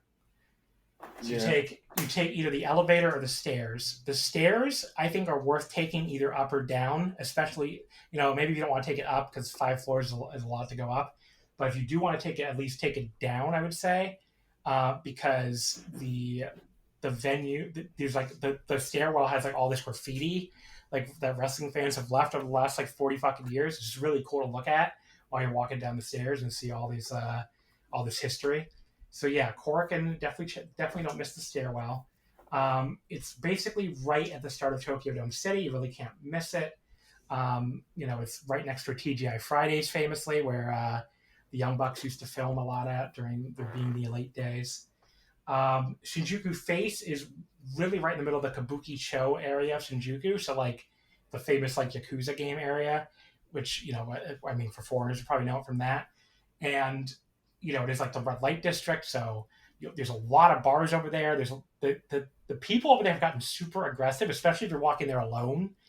They really want to try to get you into their bars or their hostess clubs to try to get you to spend a lot of money. But yeah, just ignore them basically, and you just walk to this big building in the middle, like right in the middle of it. It has like an arcade underneath it, and again you have to go up to like, I think it's like on the 7th floor or something like that. So you would take the elevator again. And that is like one of my favorite venues, low key. It looks really cool in there. It's like this. Have you ever been? I can't remember if you've been to Shinjuku. Yeah, you've been to Shinjuku Face. Yeah, I've been there. Yeah. So it looks like it's a concert venue. So it looks very cool in there. It's the only wrestling venue that has a drink ticket, like a drink minimum. You have to buy one drink ticket when you go, which is not included your ticket price. I think it's like 400 yen now. Or it might have been 500 yen now, because they definitely raised it recently. But there's like this big message apologizing for raising it, which I thought was funny. Very Japanese. But yeah, that's Shinjuku Face. Shinkiba is really far out. It's much further from these downtown ones. So that's like I talked earlier about how Odaiba is not somewhere I would stay again because it's really far from everything. Like Shinkiba is really close to Odaiba. So it's like very far from like the city proper. So, definitely be careful with that. But yeah, so like if you don't stay, I would say don't stay in Odaiba because unless you're going to go to Shinkiba a lot, maybe. But yeah, Shinkiba's kind of far away from everything. It's just kind of like this warehouse in the middle of nowhere, like right next to these train tracks. So it's very, very far from everything, but by Tokyo Standards especially. But I mean, it's, at least it's still close to a train station. The Nippon Budokan, I've never been to a show there. I'm really hoping that Noah runs it on January 1st again so I can go. But that's very downtown in Tokyo. That's like right by the main like Tokyo Station area, I believe. Ryogoku is a little on the outer skirts, but it's not that far from Korakuen Tokyo Dome. It's like right over the water, basically. And that, I already talked a little bit about the Ryogoku area. It's very close to the train station, literally like a minute away. Never been to Oda Ward Jam. That's another one that's kind of far out. I think it's actually even further than Shinkiba. It's like technically in like a Tokyo suburb. But yeah, those are all the big Tokyo venues. The venues outside of Tokyo, because I think we got a question about this. So let's see. I thought one of the questions was about it. Yeah, I don't know. But the venues outside of Tokyo, there's some really cool ones. I think I really loved Osaka-jo Hall, which is like, it's right next to Osaka Castle. Jo means castle, so it's really Osaka Castle Hall. So it's like basically in the middle of this giant castle park, and the inside of the venue just looks really, really cool. Do you remember how cool Osaka-jo Hall looked? Yeah, that place is awesome. Yeah, so that's one I would recommend going to Dominion because it is really, really cool looking. The other place I've gone outside of Tokyo, I haven't really been to that many shows outside of Tokyo. I did Nagoya International Conference Hall, which is just kind of a plain building. I did this building in an Osaka suburb in the middle of their city hall for a Dragon Gate show. That was interesting. But yeah, I haven't really done that many outside of Tokyo, honestly. Did I ever do Yokohama? I don't think I have. But yeah, so that's just some of the non-Tokyo ones. I haven't really done that many. Most of my shows are in Tokyo. Jeff on the Discord, Jeff spelled correct, said biggest differences pre and post COVID for wrestling trips, other than the greater use of masks. That's a good question. Wrestling, I don't think that much has changed. I don't think that much has changed, really, because I've heard some people say stores that have closed, but yeah, I've heard some people say the crowds are a little quieter, but that really depends on the promotion because Stardom crowds are way louder than they used to be. Yeah. New Japan crowds are maybe a little quieter. There's also less people going to New Japan. I mean, the Korakuen smoking room never reopened. Oh, I didn't know that. Yeah, okay, yeah. So you have to smoke outdoors now if you smoke it. So a lot of people. Yeah. So people who don't know, Japan still has a lot of indoor smoking, unlike a lot of other areas. They've gotten rid of it in some places, but like there's still some bars and restaurants that allow it, and there's a lot of places will have these little smoking rooms. A lot of hotels will have it. A lot of malls will have it. So these little rooms you can go and smoke. They, just exactly what it sounds like, because they don't generally like people smoking outside, except in like designated areas. You cannot walk around and smoke. But now the Korakuen smoking area has moved outside. So there's an outdoor smoking area now at Korakuen, and the Korakuen smoking room is still there, but it just never reopened after COVID. So honestly, that's like one of the biggest changes. Because like you said, it used to fill up every show. Especially like intermissions, they would like, that thing would be like... It'd be like limbs sticking out. Yeah. The one in Shinjuku Faces did reopen, by the way, interestingly. So that was still... Yeah. But yeah, that is interesting. But yeah, I can't really think of a lot of other differences. I mean, even the mask stuff is not as... I mean, it's not like everybody there is masked anymore. Yeah. I saw a lot of people my last trip, and I think that was because I was there during flu and cold season. Yeah, even when I went in winter, there were a bunch of people. When I went in winter, there was a bunch still wearing it. I would say 30 to 40% of the wrestling fans, maybe, and then more than that on public transit. So if you don't want to wear a mask, you're not going to look weird or anything. There's plenty of other people not wearing masks. But if you do want to wear a mask, I mean, you won't look weird either because there's a lot of people wearing them. Unlike in America where there's really nobody wearing them in public anymore, like very, very few. But yeah, so that but I really can't think of any other big differences. I mean, the shows are like kind of the same, right? I don't like what is the difference? I don't really notice the difference. You know what we should talk about really quick now that I think about it before, because a lot of people are going to go to Wrestle Kingdom specifically, picking your Wrestle Kingdom section.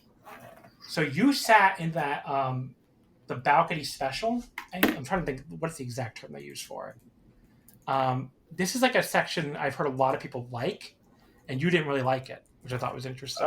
Yes, because I honestly I don't think you can see the ring from that section. The section is nice with the food, the drinks they serve, all that. It's a nice atmosphere. But from where I was sitting, I couldn't really see the ring. I spent most of the show watching the giant monitor, like. So screen. The section is called the exact section. When they auto translate it, the section is called balcony stand. Yeah. Last year was 14,500 yen, so that's not really that expensive. I mean, that's like $100 basically right now. But yeah, it's one of the sections that always sells out in the fan club pre-sale, because the fan club people really like sitting there, because it's basically the luxury boxes for the baseball game.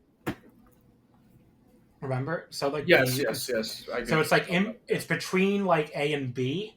It's between the first and second floor, basically what they call first floor and second floor. But yeah, you just thought it was too high.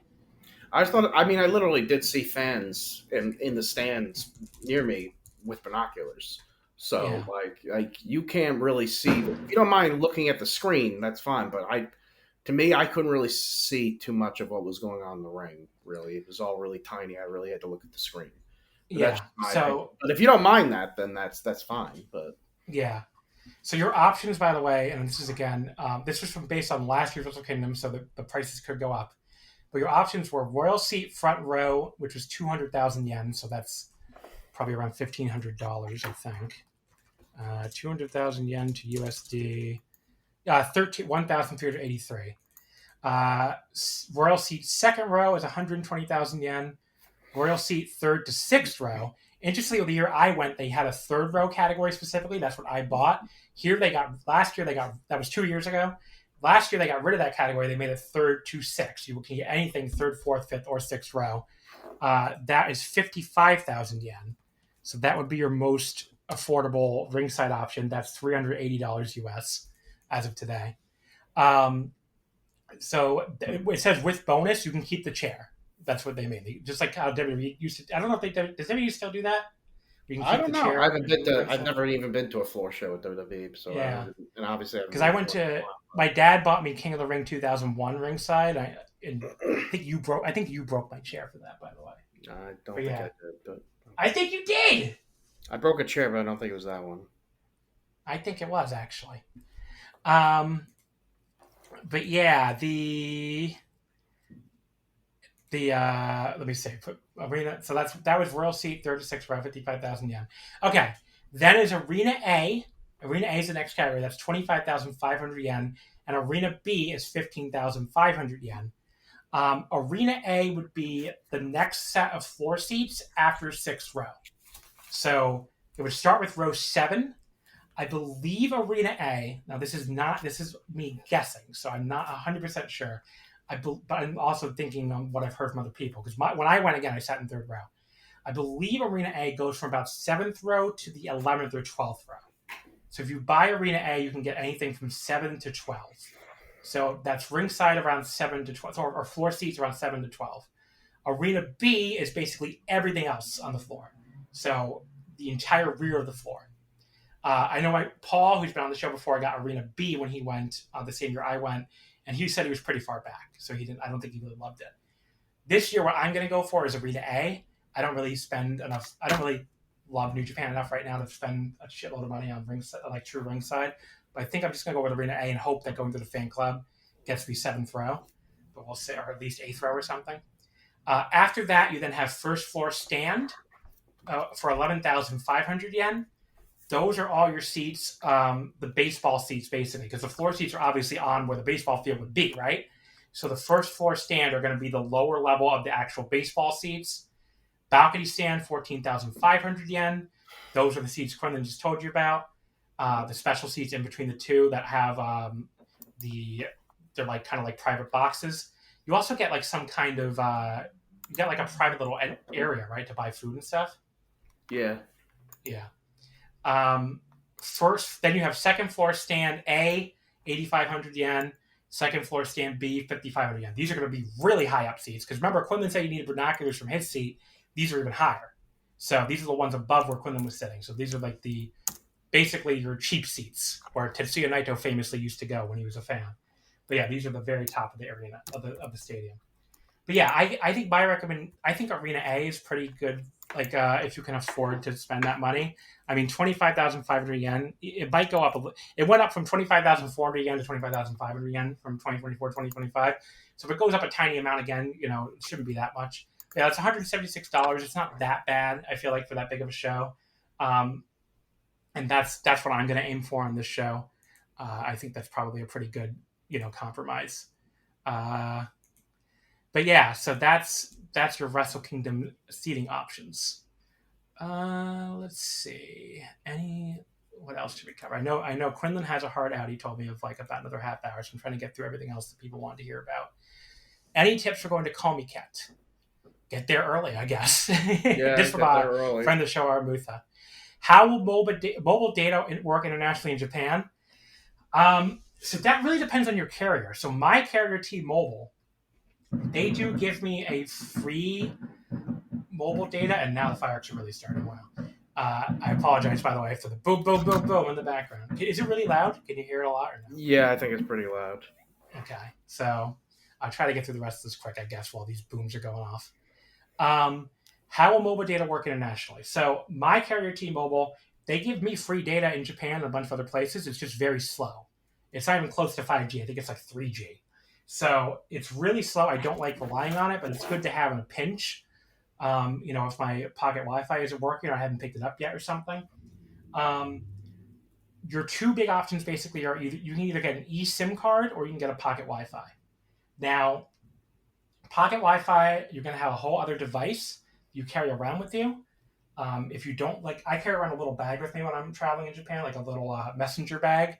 So I just keep it in that. It's not heavy or anything. It's a pretty tiny device. It's like the size of it's basically like the size of a phone.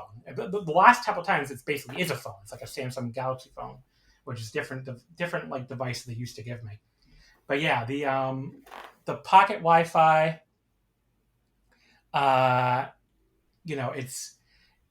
it'll give you like a connection that you can connect a phone or another device to. And the cool thing about it, obviously, is you can use other things with it that don't have mobile. You can use like an iPad or a game system or even a computer. I've used my computer with it. You can, and multiple people can split it, so that'll bring down the cost. If it's just you going, the eSIM will be cheaper than the pocket Wi-Fi. So you should probably just get the eSIM in that case. That's what I'm going to do on my next trip because I'm going by myself. But in the past, when I've done the pocket Wi-Fi and split it with 2 or 3 other people, it's never been a problem. I know they can throttle you eventually if you use too much data in a day. The one I've used specifically on, I think, every trip has never throttled me, and I've definitely used plenty of data. So the one I can recommend is called Global Advanced Communications. So their website, I believe, is globaladvancedcom.com. As I type on the air here, I believe that's the website. Yes, globaladvancedcomm.com. globaladvancedcomm.com. And the one I always go with now is the 5G unlimited option, and it's really not that expensive. I mean, it's like for 15 days, it's like $118. So it's really not expensive at all.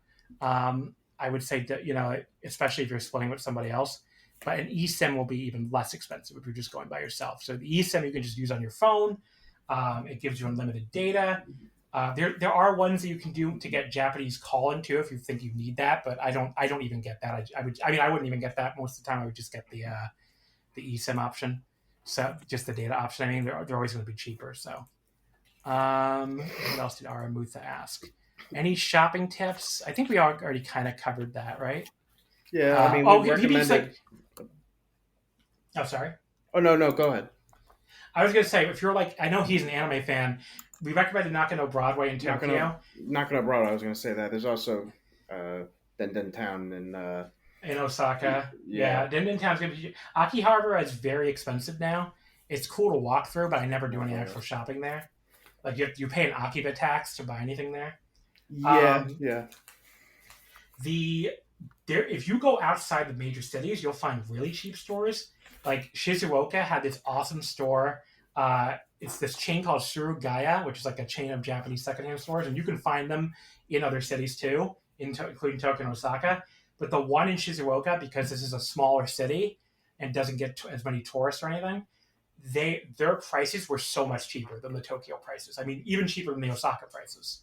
In Kobe too, there was like a mall I found called, I believe it was called Sun Plaza, that had a bunch of cool secondhand anime and manga stores and video game stores too. And again, the prices there were a lot cheaper than Tokyo. So if you go outside of Tokyo, you're going to find like cheaper stuff. So yeah, let's talk a little bit about going outside Tokyo. When you travel outside of Tokyo, what you're going to find, first of all, I would recommend not getting the JR Pass anymore. Because I think a lot of people may have heard of that. So the JR Pass used to be a great deal where you would pay a flat fee and you would get, you would be able to use all of JR's lines for a week or 2 weeks, depending on how long you buy it for. But the problem is, like, only foreigners can get it, only tourists can get it. And the Japanese people complain about it so much, they raise the price a lot to the point where it's no longer such a good deal. So it used to be, before they raised it, 29,650 yen for a 7-day pass. Now it's 50,000 yen for a 7-day pass. So you have to, really, you have to buy a lot of Shinkansen tickets in order to actually use it. In order to actually get the value out of it, you have to take a lot of Shinkansen rides, is what I'm saying, in order to get the value out of the pass. And on top of that, you still can't use the fastest bullet train on the Tokaido line, which is called the Nozomi.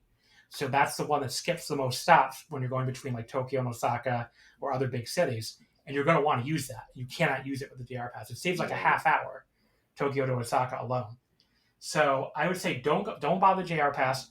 Just buy your Shinkansen tickets individually through this app called Smart EX. So that's the word smart and then EX. I don't think it's available in all countries. It's definitely available in America. I don't know about certain other countries. But yeah, if it's available in your country, you can buy your tickets in advance.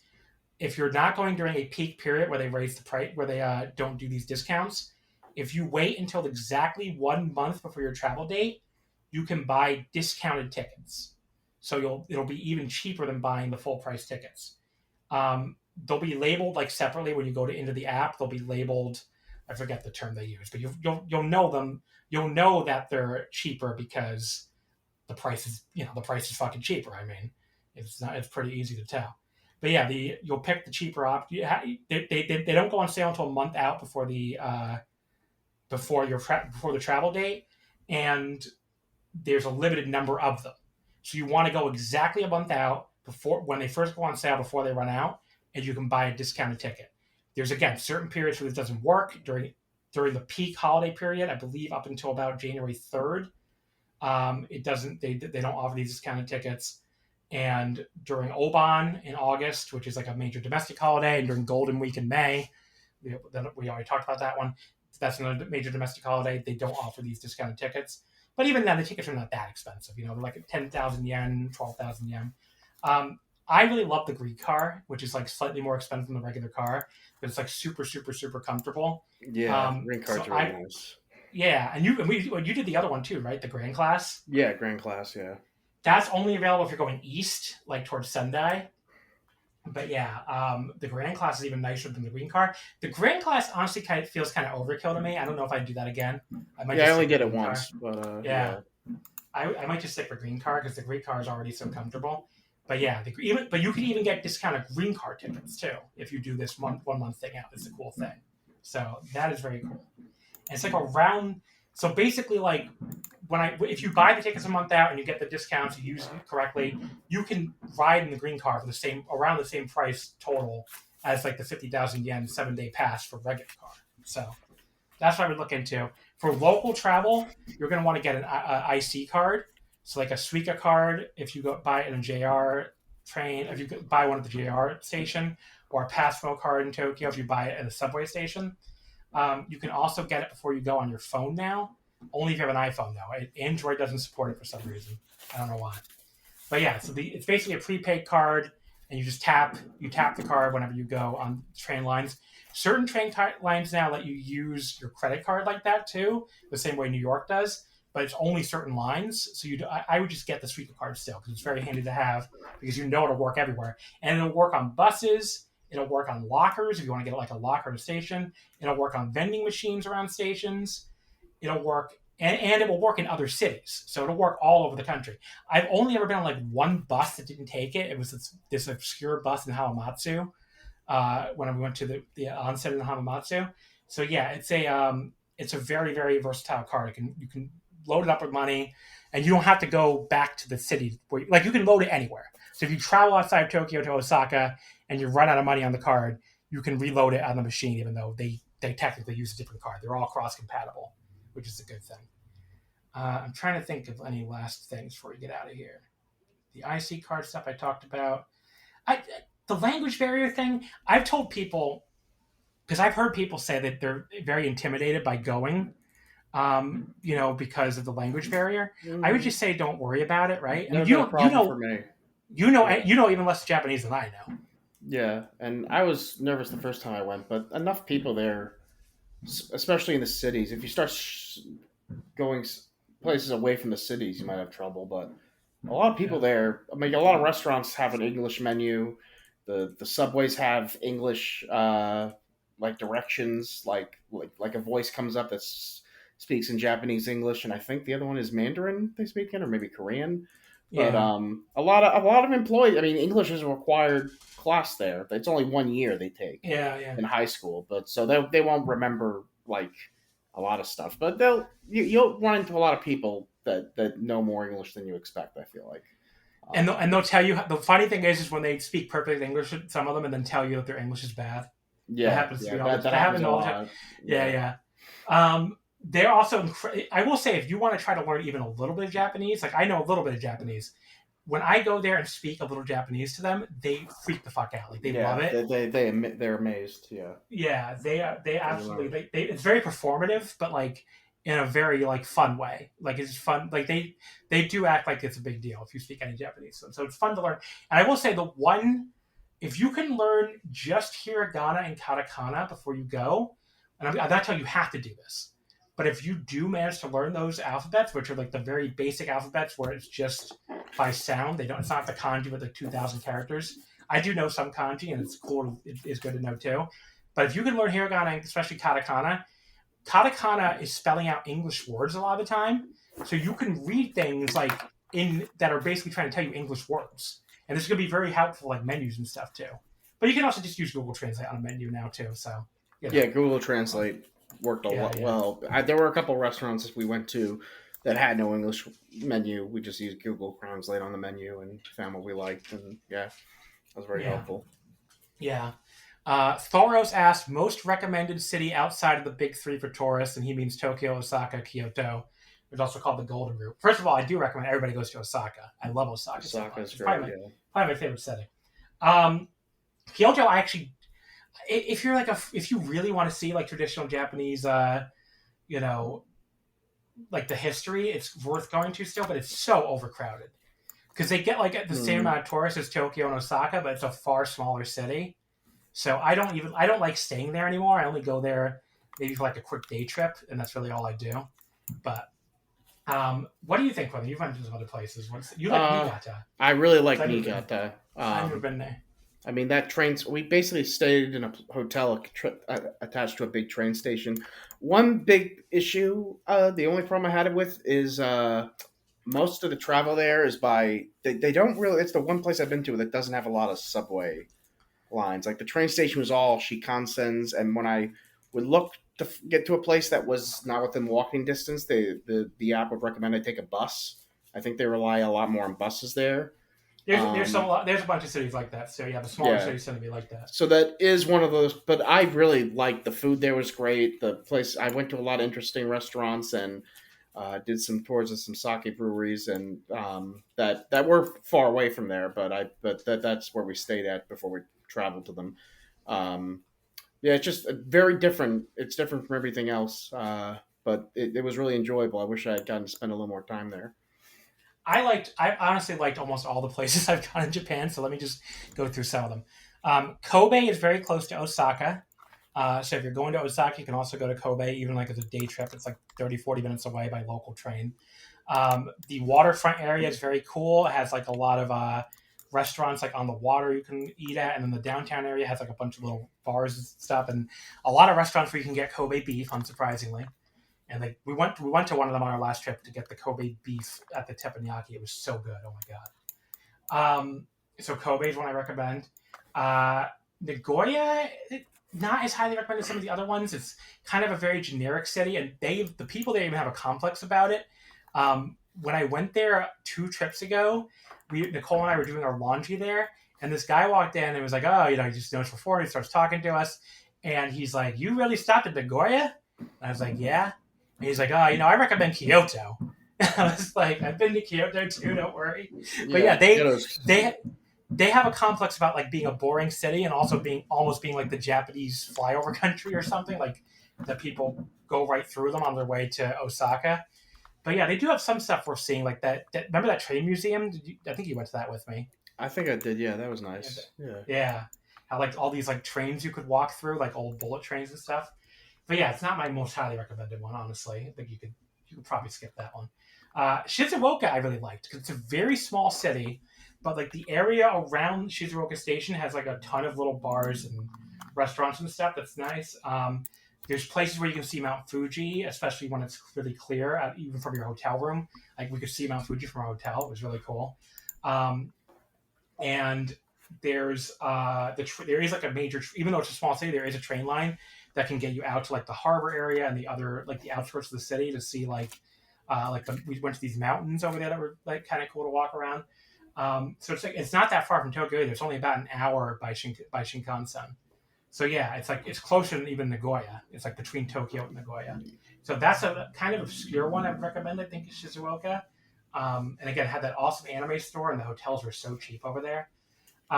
Sendai was cool too. That's a very similar vibes to Shizuoka, where that now you're going east instead of west, and they don't get a ton of tourists. So they honestly seemed a little more like interested in us than the Japanese people, like Tokyo and Osaka. They've seen a million fucking white people by now. Whereas Sendai and like Shizuoka, they're a little more impressed that you came over there, and they're much more talkative. Where they're like, they want to know where you're from and what you're doing, and why you decided to come there. Like they get very curious. So that can be kind of cool if you're like meeting people and talking to Japanese people. Hamamatsu was the same way too. We went to the onsen in Hamamatsu. They were very like curious why we decided to come over there. But yeah, Sendai is another cool city. That their beef tongue is their big specialty. It's pretty good. The gyutan they call it. The city area again, like all the Japanese cities kind of look a little alike, like especially the smaller ones. But they all have like a lot of cool little eateries, a lot of izakaya, a lot of karaoke, which I highly recommend karaoke in Japan. It's so much fun. If you've never done a karaoke room where you're just like in a little room by yourself, because I know that other cities do have that, it's so cool in Japan because first of all, it's much cheaper. The all you can drink option even is pretty cheap, and the actual rooms, like they have like all this lighting and stuff that going on. There's like a million different karaoke places in Japan. It's like there's a lot of times there'll be 2 across the street from each other, sometimes even the same chain. It's like remember that Lewis Black routine used to do the Starbucks across the street from the Starbucks? Yeah. They do that with karaoke everywhere in Japan. There's karaoke everywhere, Yeah. So definitely worth keeping in mind. But yeah, so Sendai I really like too. I mean, there really isn't any place I went in Japan that I didn't really like, except, like I said, maybe Nagoya is the lowest level one. But yeah. I don't know. What did you go to any other cities? Oh, you know what was great on this last trip? Have you ever been to Yokohama? I don't think I have. So Yokohama was awesome because it's very close to Tokyo. So I think a lot of people skip it. It's only like 20, 30 minutes from Tokyo. But being in Yokohama reminded me of being in Tokyo in 2016 because it has very similar vibes to Tokyo. It has a similar look. A lot of the same like types of places too, because it's very close to Tokyo. But like, there's no foreign tourists. It's just really? Japanese people. Yeah, Okay. like for tourists, like the downtown area was just I saw like 3 other white people the entire time I was there. So it's very, very cool for that reason. So I really liked Yokohama. The downtown area, we stayed at the God, what the fuck is the name of the hotel? It's one of the Western chains. Now I can't remember it. The Sheraton, I think. I think the Sheraton. Yeah, I think it's the Sheraton. It's like right. It was like right across from the from the Yokohama main station. So it was very, very close when we were going from there, from the Haneda Airport. But yeah, we only stayed one night there, and I definitely want to go back. I had a lot of fun there. But yeah, okay. I think we can wrap this up. I think I covered pretty much everything I wanted to cover. I didn't really get anything about food and drink. I guess all I would say is it's very cheap. Very cheap and very good. For the price you pay. I do want to point out, when I was in Kyoto, New Year's Eve, I went to a ramen place, which was, I spent maybe like less than $20 US. The ramen had a Michelin star. I mean, and I got the best ramen of my life for like, I'm pretty sure I spent less than $20, at least on the ramen. I think I got a beer, and the beer put me over $20 US dollars. I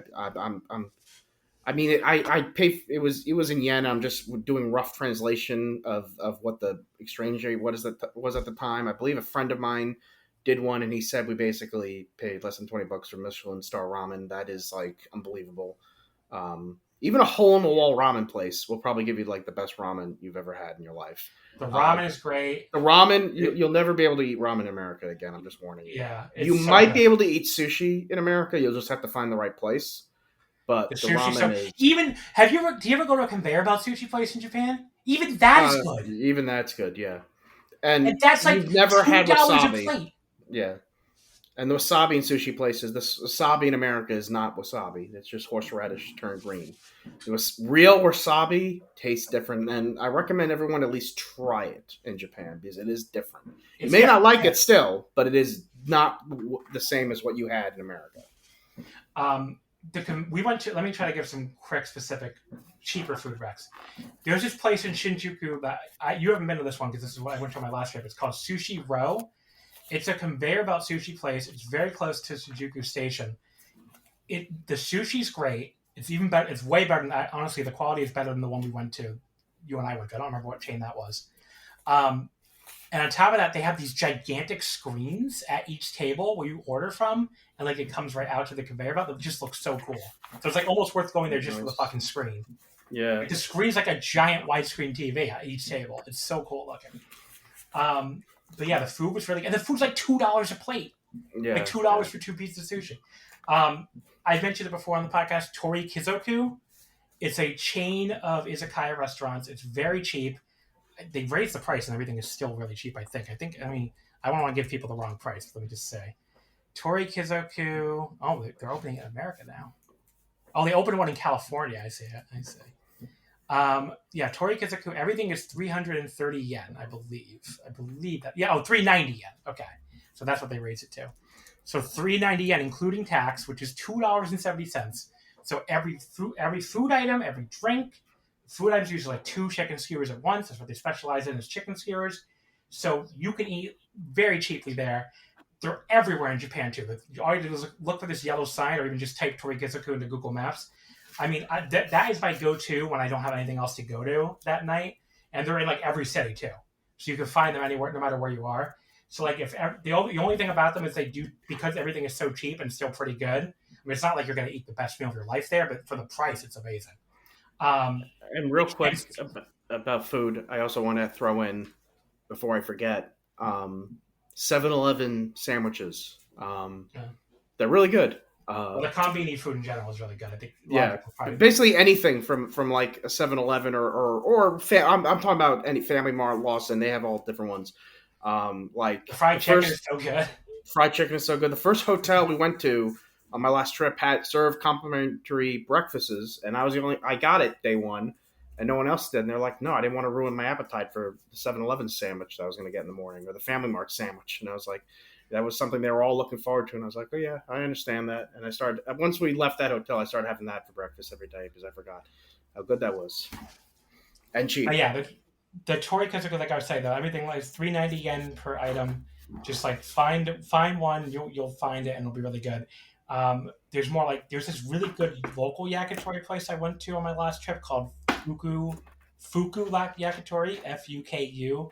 It's like a little bit off the beaten path in Tokyo. It's like sort of outside Shibuya, but it was like, oh my god, the skewers there were so amazing. There's also a lot of yakiniku places where you like grill the meat yourself. Those are really, really good. There's one I can recommend in Osaka. It's called Sex Machine. Oh my god, it was so. Did you go to that place? I think I told you about it. I believe. Oh no, other people in our group went, but I don't think I went. I know they all went. That place is so good. Yeah. It's like right in the middle of Downton-Bury, and it's like this little hole in the wall, and the food is amazing, and the staff there speaks great English too, because it's a very touristy area. So very, very, very cool. Highly recommend that Sex Machine place. Paul and I always go there. It's like Paul's favorite place. He's on the last episode. He was already telling me he can't wait to go back there. Another one in Tokyo is, I think there's also some in other cities. It's a chain. It's called Toriaji. That one is really, really, really good. It's like a high-end yakiniku chain, so a little more expensive. But I've been to like 2 different locations in Tokyo. They were both amazing. Like served all these diamond cut meats and stuff. The only other food and drink thing I would say is if you're an alcohol drinker, congratulations, because the alcohol in Japan is so fucking cheap. I mean, you can go to those convenience stores and buy a strong zero, which is fucking 9% alcohol, for like 190 yen, like $1, like a fucking $1 for this can. And unlike America, there's like no issue with drinking it like on the street and stuff. Like there's no law against it.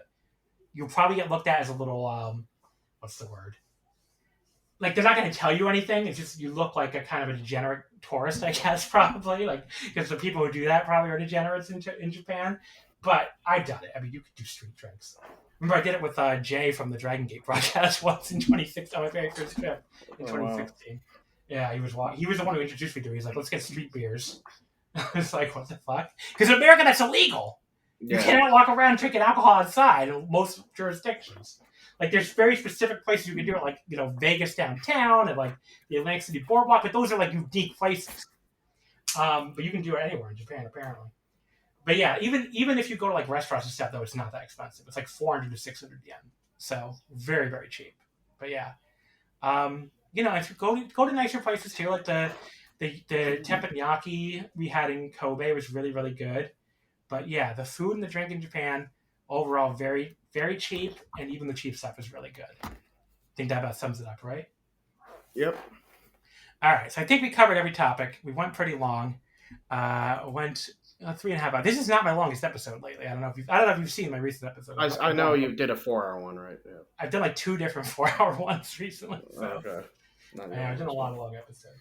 But yeah, I feel like this was very, very, what's the word? Very thorough. I think we covered almost everything. We covered a lot, yeah. Yeah. I'm sure we'll both think of something after the show's over that we didn't Yeah, I don't think there's anything on my panel I didn't cover. I'm just scrolling through it really quick.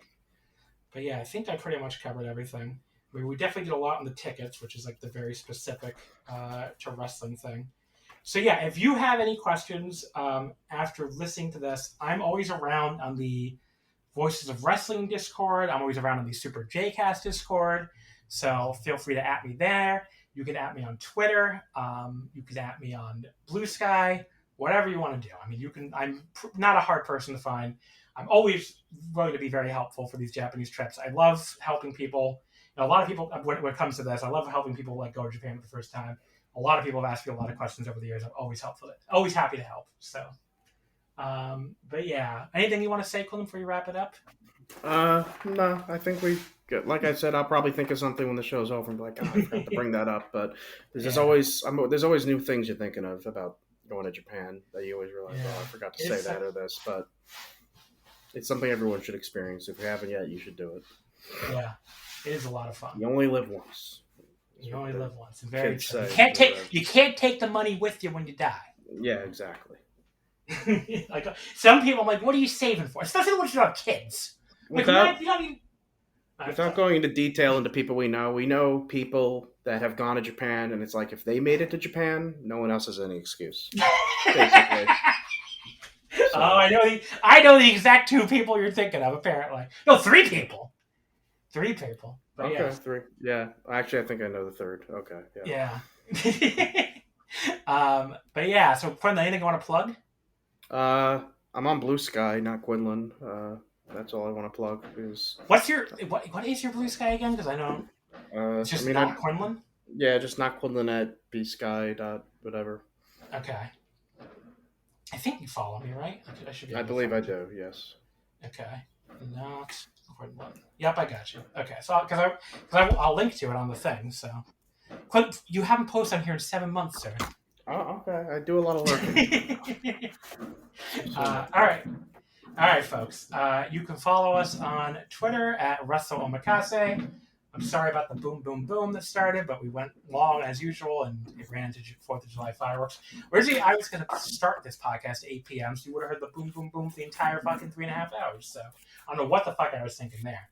But anyway, I don't know when we'll be back. I haven't really planned out the next episode yet or anything. So, follow us on Twitter at Omakase, Wrestling When Fit. Follow me on Bsky at Just1MB. We'll do another episode when I feel like doing another episode. How about that? In the meantime, thank you as always for listening, and we will see you next time. My name is Tyler Fornes, and I am one of the co-hosts of The Good, The Bad, and The Hungy AEW podcast here on the Voice of Wrestling Podcasting Network. We take a broad scope approach to the world of All Elite Wrestling and the entire universe of Tony Khan. We talk about the big matches, the big stars, the promos, the storylines. And we also look at it from a big picture perspective. How are things going to change over the course of the next 10 years with AEW still in the picture? How are companies like WWE going to adapt and adjust to AEW? Are they going to be a similar way like they did with WCW in the late 1990s? Will there be a counterpunch? We talk about all of that and more on The Good, The Bad, and The Hungy every week on the Voices of Wrestling Network. Hello, do you like New Japan Pro Wrestling? Are you a Shin Nihon freak? If so, check out the Super J-Cast with Joel and Damon on the Voices of Wrestling Podcast Network. And even if you fucking hate New Japan Pro Wrestling, listen to the Super J-Cast anyway. Not just for our great show reviews, analysis, and pastrami sandwiches, but there's also usually some dick jokes somewhere in the obligatory opening 30 minutes of absolute nonsense we chat about every single week. That's the Super J-Cast for all the best talk about New Japan Pro Wrestling, crisps, and pornography. You know where your business would be without you. Imagine where it could go with more of you. Well, with Wix, you can create a website with more of your vision, your voice, your expertise. Wix gives you the freedom to truly own your brand and do it on your own. With full customization and advanced AI tools that help turn your ideas into reality. Grow your business into your online brand. Because without you, your business is just business as usual.